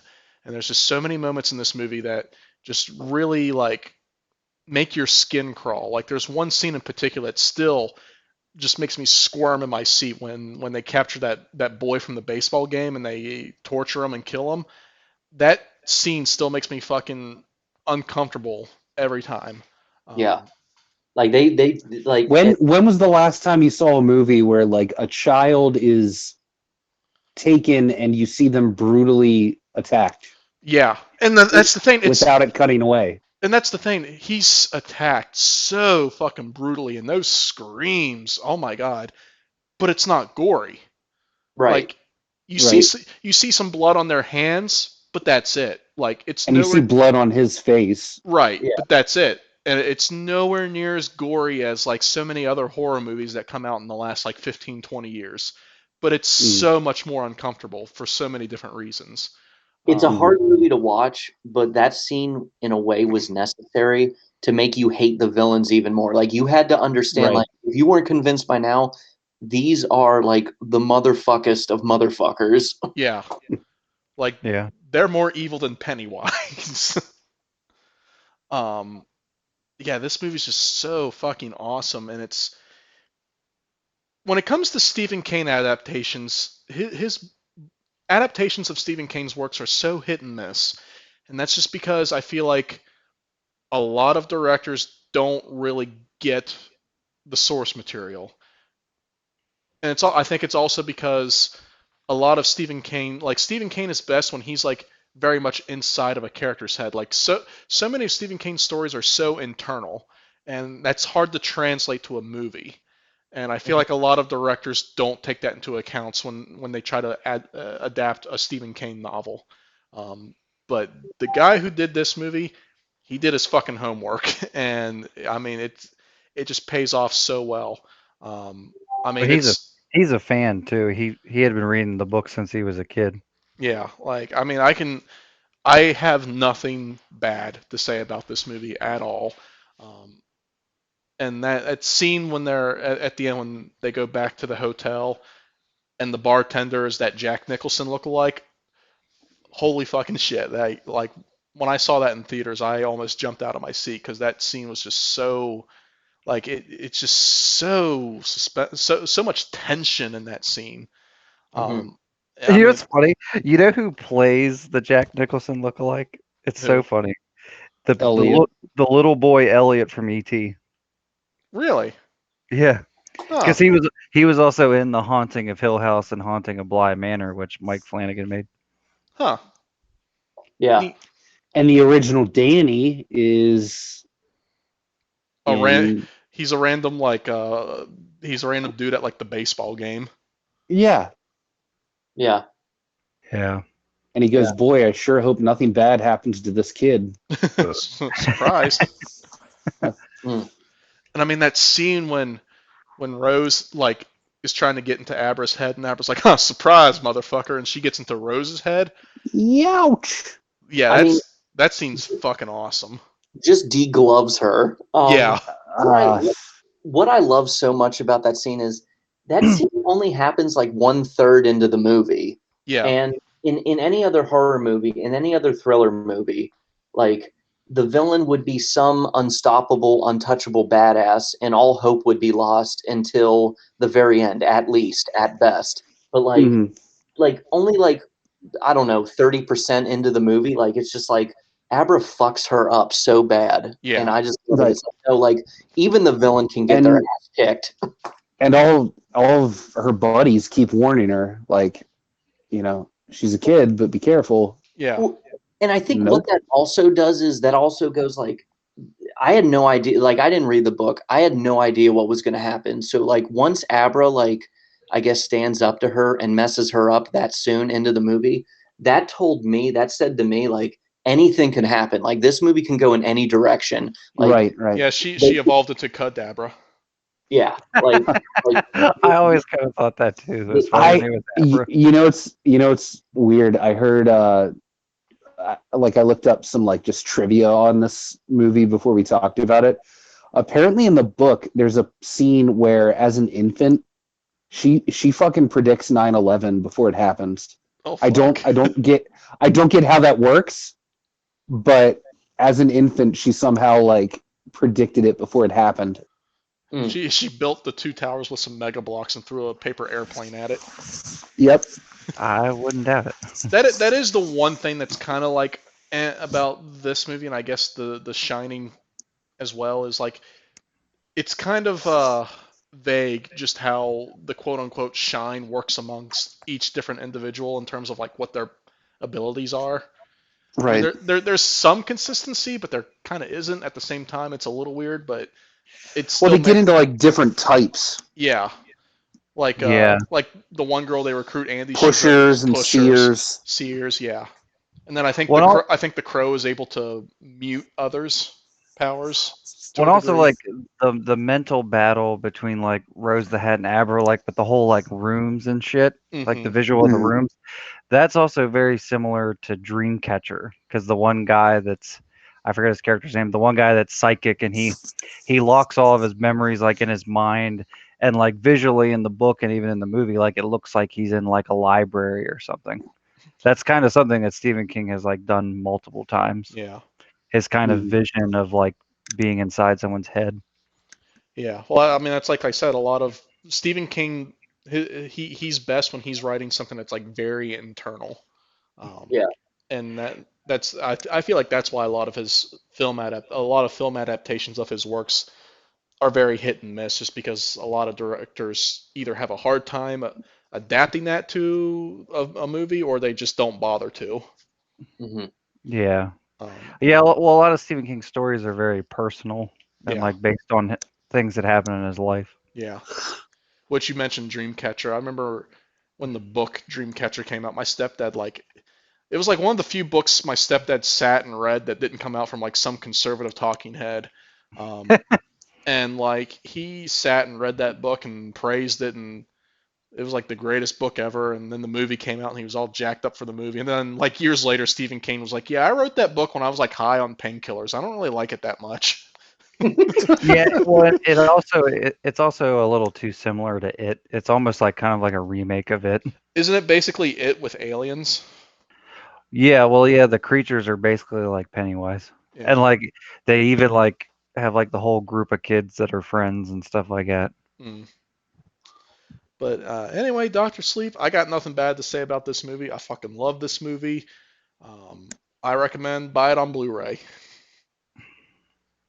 Michael, you're a huge Stephen King fan. You go ahead. Yeah, I am a big Stephen King fan. I always have been since I was a kid. I will say I'm not the diehard Stephen King fan. I haven't read all of his books or anything. I have read some. I've read a lot of his short stories and I've read some of his novels and novellas. Can we all just agree that The Dark Tower fucking gives fans the middle finger with that last book in terms of the ending? See, I will say like I have avoided like Dark Tower spoilers just because I always say to myself, one day I'm going to sit down and read these. So I actually don't know what happens in the Dark Tower. Oh, well then I won't say anything else. I just know like there's the gunslinger and like the Crimson King and apparently Randall Flagg's in it and it like connects to all of his books. Yeah. That's all I really. That's And all I they really. never made a movie. Yeah, yeah, and then apparently the movie's dog shit. Um, no. As far as other things, like my favorite book of all time is It. I like on and off read it for a year, and it's amazing. And it's super fucking long. It's like over 1,000 pages. But Doctor Sleep, like it's just it like you were saying, Donnie. It's very hard to fathom even this like movie or even the book because Stephen King made a book for it too. Like that this exists. Like making a sequel to The Shining. Like that's like trying to think of a comparison, but like it's just like taking a very popular standalone story and like many years later making a sequel. It's like, is it really necessary? Did it need to happen? But I mean, yeah, like Mike Flanagan is a very talented director. I think he's one of. I mean, I guess he's a little past up and coming now, but like I don't think he gets the appreciation that he deserves. Hmm. Mhm. Because I mean, sadly, Doctor Sleep did bomb, which is unfortunate. But uh, That, yeah, that means it. That means it was too good. Yeah. yeah, yeah. Some movies are just too good for everybody. Um, but yeah, no, he's a very talented horror director. I don't know if you guys ever saw his horror movie Oculus. Like that movie will like Yeah. that movie will fuck with you. Like and the that movie like there is no like happiness in that movie at all. Which that's the main reason why I've avoided that movie, because his other movies are more hopeful and have a warmth to them, and apparently that movie does not. And I will well the thing is I will say like it has that family aspect like it's about like a brother and sister like you feel the love between them and like the struggles they went through it's just but the ending is very sad. Yeah. But anyways, on to Doctor Sleep. So yeah, the whole like infamy of, Stephen King and Stanley Kubrick clashing like that is really hard to do. Like Mike Flanagan, he felt like, he had to appeal to Stephen King and the book fans, but he also had to appeal to people that were fans of the movie because a lot of people see The Shining as like one of the greatest movies ever made, and rightfully so. I love the original Shining. I've watched it multiple times. I think it's a very like atmospheric like masterpiece. I mean, I love Stanley Kubrick just as much as anybody else does. Um, but and I was thinking too when we were saying like how we mashed them together. One of the craziest things, I haven't read Doctor Sleep, but I know some stuff in the book. You know, like the whole, like Blake said, like the whole finale to Doctor Sleep is kind of like a fan service because they go back to the Overlook Hotel and like Hmm. they kind of recreate some of the shots and you see like a lot of the ghosts from the hotel. Mhm. The crazy thing is the finale in the book is very different because the in the book The Shining, the Overlook Hotel blows up. Mm. There Yeah, is yeah, no yeah, yeah. there is no Overlook Hotel anymore. So like in the book, the finale, they just go to where like the Overlook Hotel was, and like it's kind of, I think most of the finale is just like outside in the book Yeah. because they're just like up on the hill that where it was at in the mountains. But yeah, like the I feel like the movie had like the advantage of, well, the hotel still exists, so we can do all this crazy shit. Yeah. And but yeah, and Ewan McGregor's great as Danny Torrance. I mean, and there was a lot of twists and turns I didn't think of, like just like how much like like the events of The Shining like ruined his life. And like I remember watching in the beginning, like when he's with that prostitute and like I think Oh God. she ODs and like her daughter's there. Like you just feel like so uncomfortable in your own skin watching that scene. Hmm. Hmm. And that's what that movie really nails. Like, yeah, like the scene with like the kid being killed by the psychic vampire people. It gets under your skin, but like I never see that stuff as like it's not being exploitive to be exploitive. It's to make it feel real because in the real world terrible things like that do happen. Hmm. Yeah. And that's where like I've always felt like Stephen King like really hits home. Like a lot of his books, like really horrible things happen, but he doesn't do it to shock people. He does it so you connect to it on a personal level. Right. And for some people that it may hit home more than others. But yeah, and I just trying to think what to say. Yeah, I haven't watched it since I went to theaters. I'm gonna have to rewatch it. But no, it's a great movie. It's a great Stephen King adaptation. Mike Flanagan he's even said that he's an avid fan of Stephen King ever since he was a kid.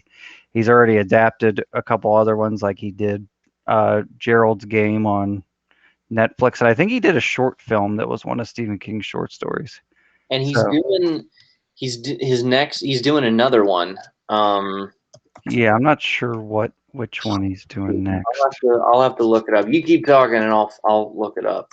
But yeah, like I'm super excited if he does. Like I would love for him to just make Stephen King books into movies. Like if he wants to do that, be my fucking guest.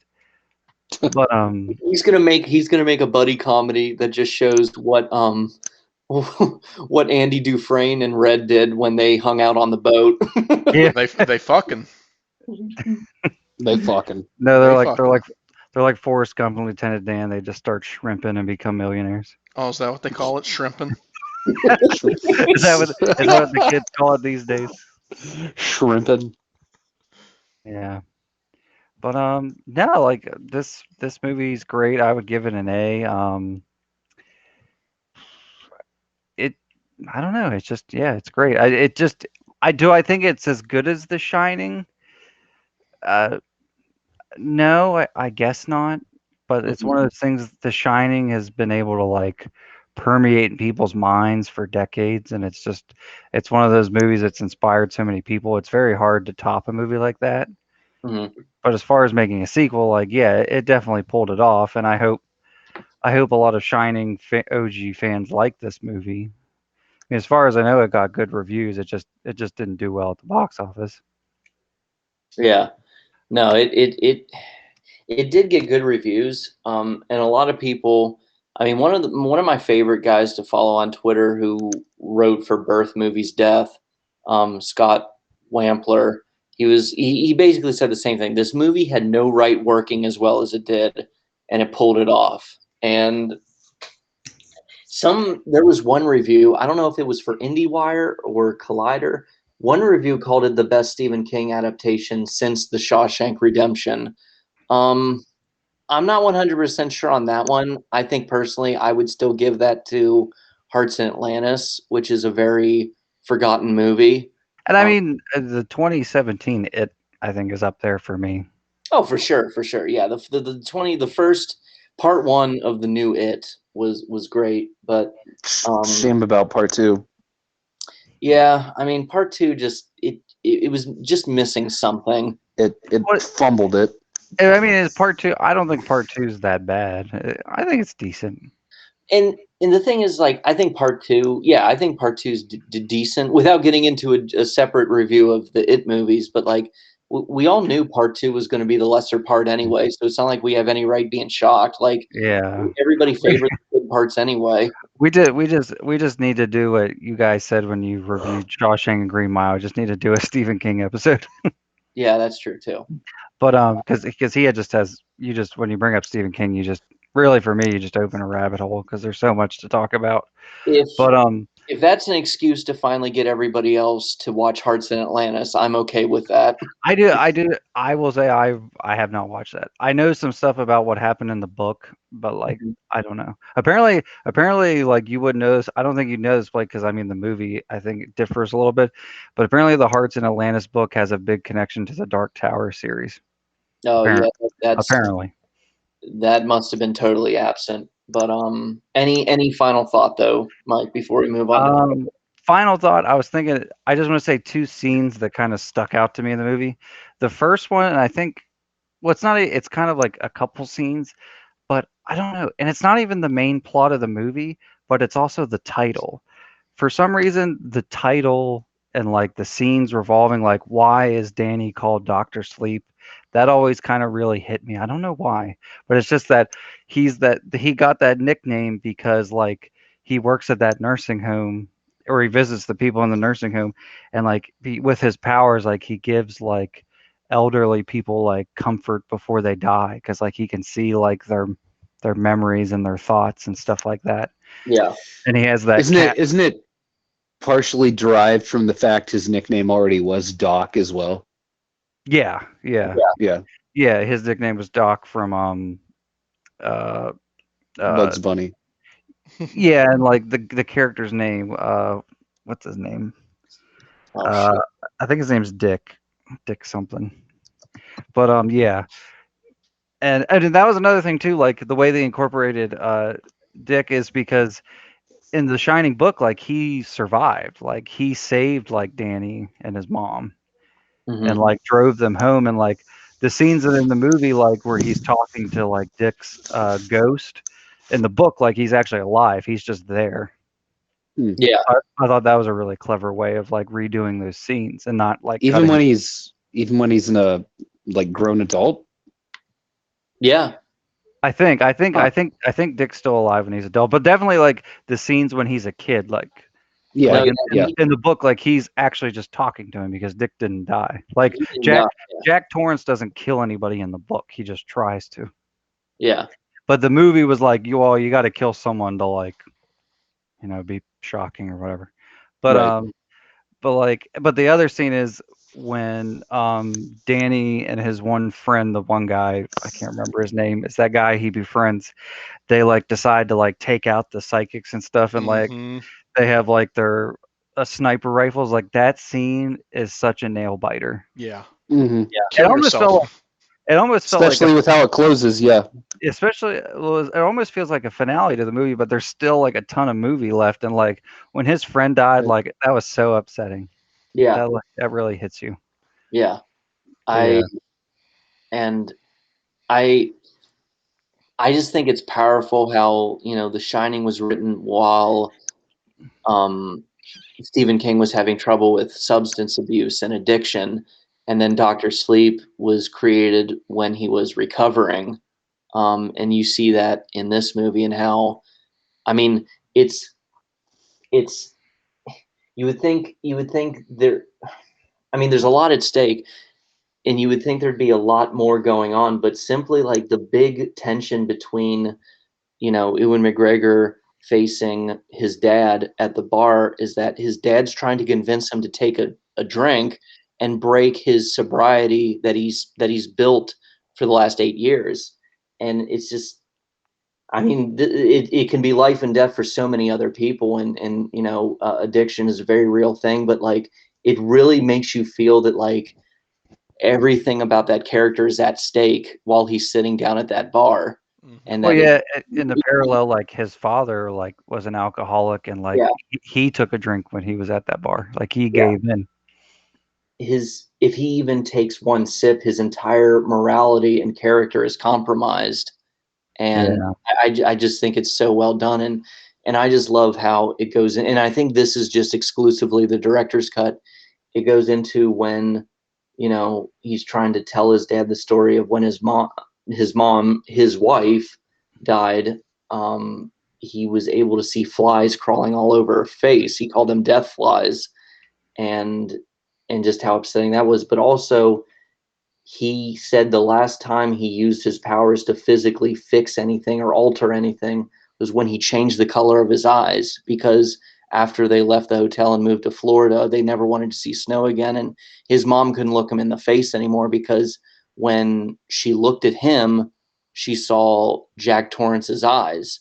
So, and there's a flashback early in the film where it shows him looking in the mirror as a kid, and he just literally changes his eyes. And I don't know, it's just, I mean, that scene at the bar. I mean, it would have been amazing if they were able to get Jack Nicholson for that moment, but I mean, that probably would have been too tall an order. But I don't know. I just have to gush over he, that scene real quick. yeah, he's been retired for years. Well, the Yeah, thing too, like the villains themselves, like they are analogies for drug addicts. yeah, Like they're not like trying to take out over the world. They're not killing people to kill people. They're killing because they're addicted to that power, to that feeling, yeah, that thing that keeps them alive for so long. Like The Shining is basically a drug. hmm yeah. Yeah. But no, yeah, great movie, great sequel. Yeah, that's all I gotta say. Trevor. Oh, I still gotta go. Um, I actually want to use something both Blake and Mike just talked about as a segue. So, uh, one, I absolutely love the scene where he's talking to Lloyd, the bartender, as he's called. But when I was sitting down and rewatching this, I thought to myself, with as many like scenes that are a throwback to The Shining or involve characters from The Shining, it really amazes me that they were all like stand-ins. Yeah, They didn't try to CGI anyone young. They didn't try to get complete lookalikes. yeah. They're all just actors that are somewhat reminiscent of who they're playing. I Yeah. thought Like the stand-in for Shelley Duvall was pretty legit, though. Yeah, she was. I thought she did well. I thought honestly she looked the least like her character compared to Yeah. the others. Yeah. Yeah, Like I thought Dick looked like himself, and Lloyd looked like Jack Nicholson. hmm But Shelley Duvall, like the actress they have is like the stand-in for her. I thought she did really good with the character. yeah, She doesn't look a thing like her though, and they tried to make her look like her with the hair, and it just didn't work for me.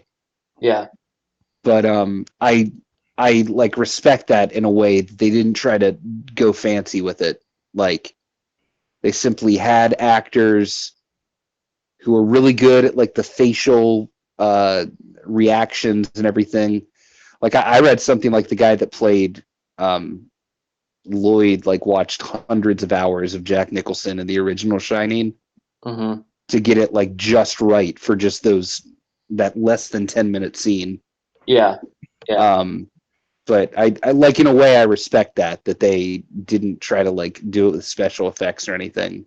yeah, Um, but moving on, so this is another one where Blake, you actually had to do a little convincing to get me to watch it. I never actually saw this one in theaters, yeah. and I'm glad I gave it a chance in retrospect. And then this past weekend, was my first time ever seeing the director's cut. And Donnie, I know you said like, you can leave it or take it, the changes, Mhm. but I think the changes the director's cut make, and I picked up on almost all of them when I reviewed them after the fact. I really do think they make all the difference. Like, I love the chapter titles we have this time. Like, I think there's 6 of them in total. Yes. I love those from like a visual standpoint. I think they work really well to kind of divvy up a 3-hour long movie into nice little mini sections. Yeah. Um, the fact that we got so much more of his conversation with Lloyd and Blake, as you brought up, like we heard about how his mom died and everything. Like I could watch them talk all day, but the part where the conversation moved to the bathroom, that was a little jarring. Mm-hmm. Like all of a sudden he's in a different outfit, and it's very Kubrick-esque. Yeah. But I don't. It kind of got a little jarring at that point. But things like that, seeing more of Abra's powers, like I think everything the director's cut added had a purpose and worked to its advantage. It just allowed him to Um, breathe, take deeper breaths. Right, right. And honestly, I can't speak for you guys, but it did not feel like 3 hours to me. Like, Yeah. No, it doesn't drag. No. right, the director's cut, like I picked up on the differences, but it didn't affect like the runtime for me, if that makes sense. Like I'm not sitting there looking at my watch like, oh Christ. Is as Like, as far as me, like, taking it in and uh watching it and then digesting it, it did not feel like 3 hours at all. But no. unfortunately, it took me like over half a year to watch the director's cut because when I'm sorry, when you have a child in the house and then a wife who is just not interested in this spectrum of the genre, like I had to fit in what I could when I could, and Right. it was a challenge. It was a challenge. Blake's been watching it in 2-minute bursts for the last 3 months Yeah, I basically have to daily. wait. I have to wait until like 8 o'clock when she goes down, and then I don't want to tell my wife, all right, you need to piss off and get out of the living room. I got to watch Doctor Sleep. I gotta watch Doctor Sleep. But yeah, and then also there's the nights where I would have been able to watch it, and I was just fucking tired, like That's fair. because like in that sense, 3 hours is still 3 hours. But no, as far as like taking it in, observing it, no, it did not Mhm. feel like 3 hours. Um, Blake, I'm really surprised you didn't mention this at all, but uh, Rose the Hat, probably one of my favorite fucking villains in anything in recent years. I'm so mad at myself that like I guess I was gushing so much that like I Yeah, missed something, but no, Rose the Hat is one of the best villains of the last 10 years. right.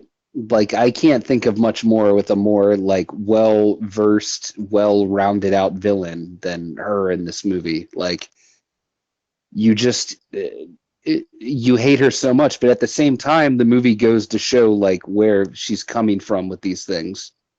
Yeah. But there's no defending her actions at the end of the day.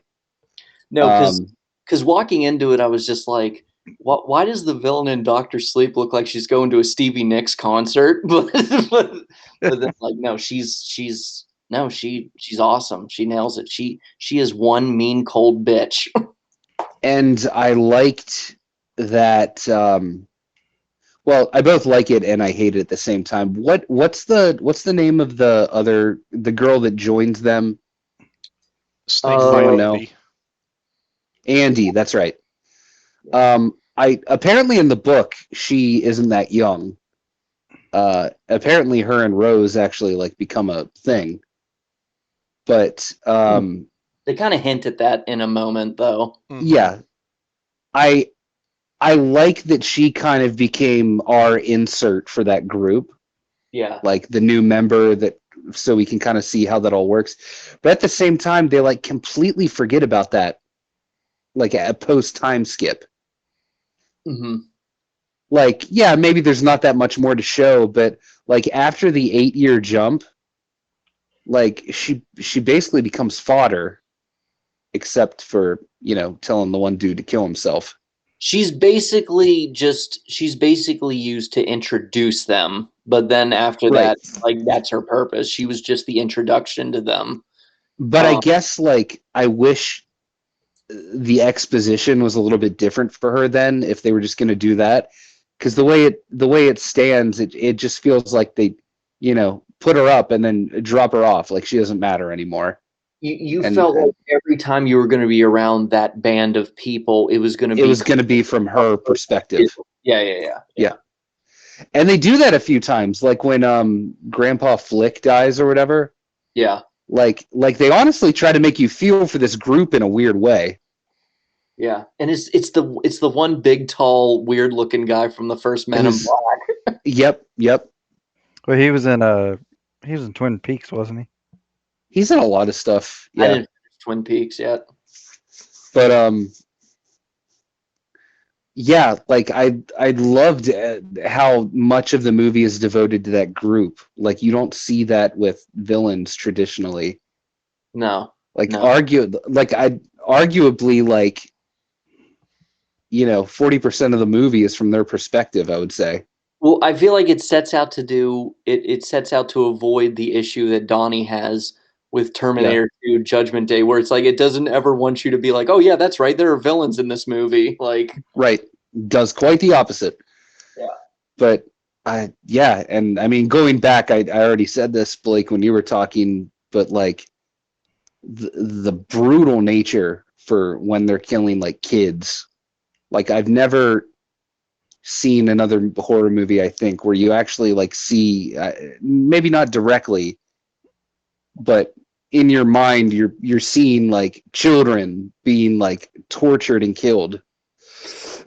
And they kind of do like a Drew Barrymore in the first Scream, because when you see Jacob Tremblay at this point, like he's an established kid actor. Like, Right. he wasn't just like, oh, it's that one kid from that one movie. Like, no, he had been in some stuff already by now. And like you see him in this, and it's like, oh, is he going to be in it more? It's like, oh no, like they baited you there. Right. And yeah, the director's cut adds to that even more, which is insane.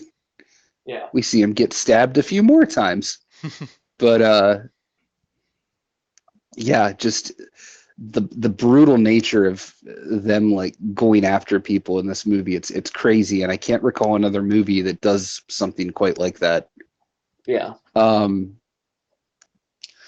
Moving on from that though, there's a lot of visual things in this movie I absolutely love. There's a lot of scenes that stand out. There's a lot of times where Flanagan does a really good job of throwing it back to Kubrick. Like he proves he can emulate Kubrick. Yeah.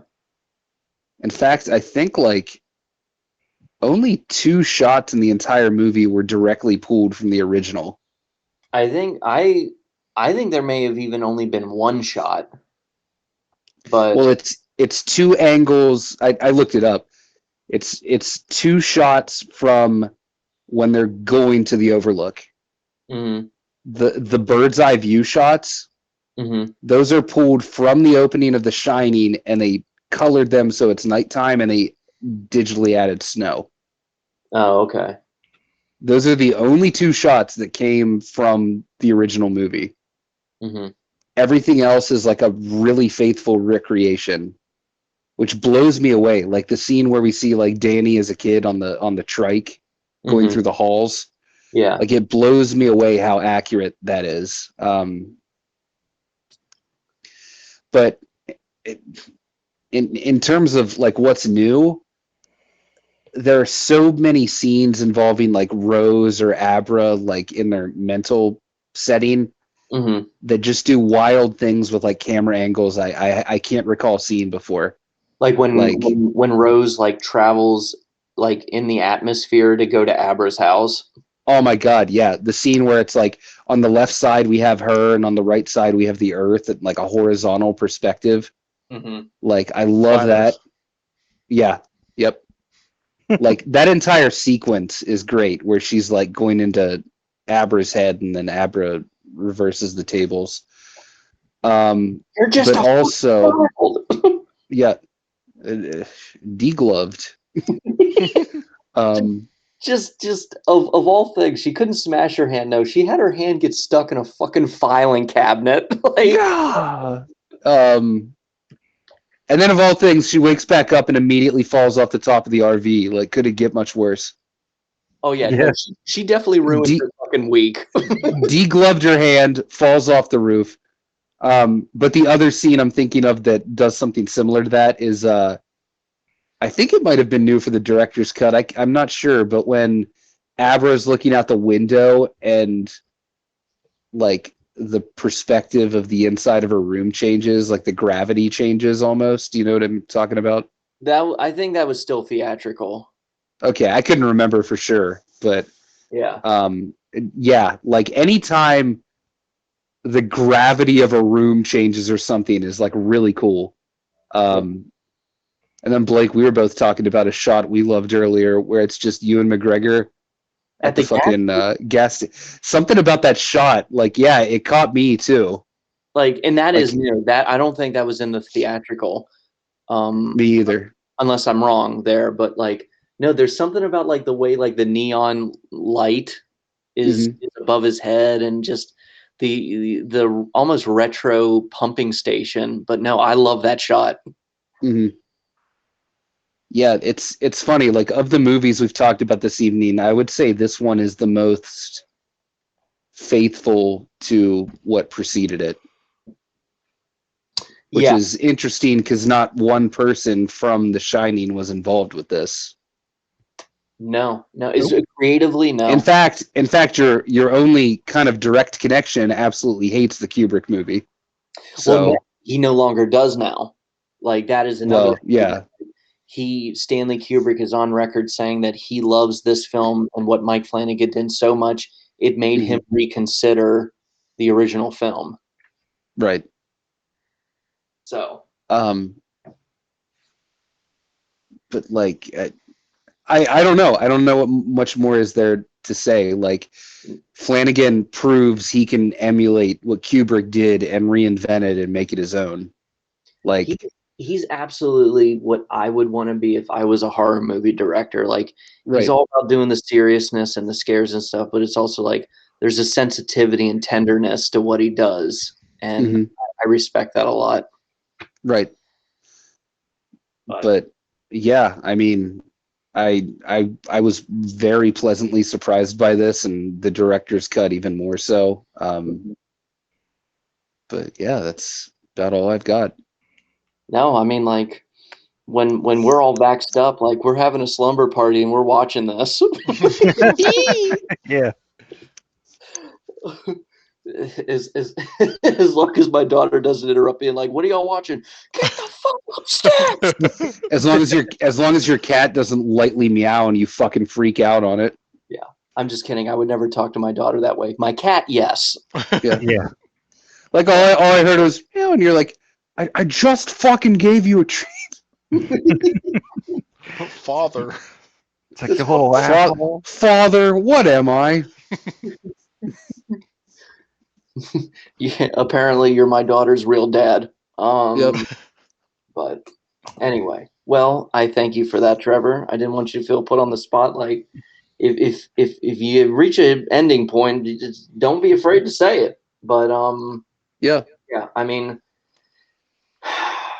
I would say like my final thoughts on this whole episode is I will never stop feeling sore about how we as a population failed both 2049 and Dr. Sleep. Like those did not deserve to bomb at the box office like that.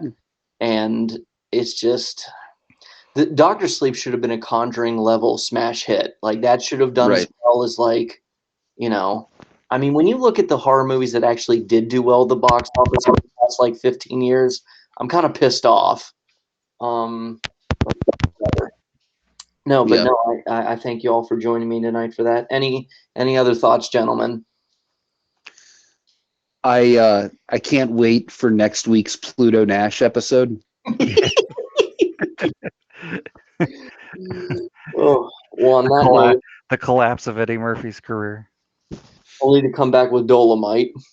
Only to kill it again with Coming to America 2. We don't know yet. We don't know. Oh yeah, we Fingers do. crossed. I see the trailers for that movie and I'm like, wow, this is dog shit. I wonder what Arsenio's up to. Probably at a wine and cheese party. When If it doesn't cross over with Black Panther, I'll be pissed. when I see Arsenio Hall say the king pays no child support, I'm like, oh, okay, all right. All right. But anyway, I hope you all enjoyed listening in, everybody. You can find this on YouTube tomorrow, as well as Apple Podcasts, Spotify, and Google. Yeah, no, wait, we still do. No, it's Pandora, right, Donnie? Pandora, and for some reason, like Google took all of our episodes off for some reason and then put them back on.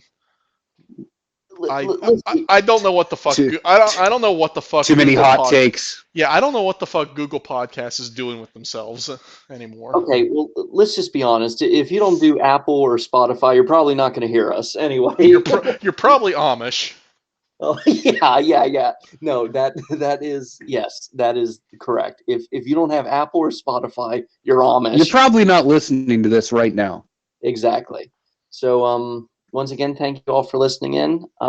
This was I'm glad we were able to do this. I'm your host, BVJ. You can find me online at Pukasaucy, Donnie at Don John Laughs, Trevor at Bumbus Columbus.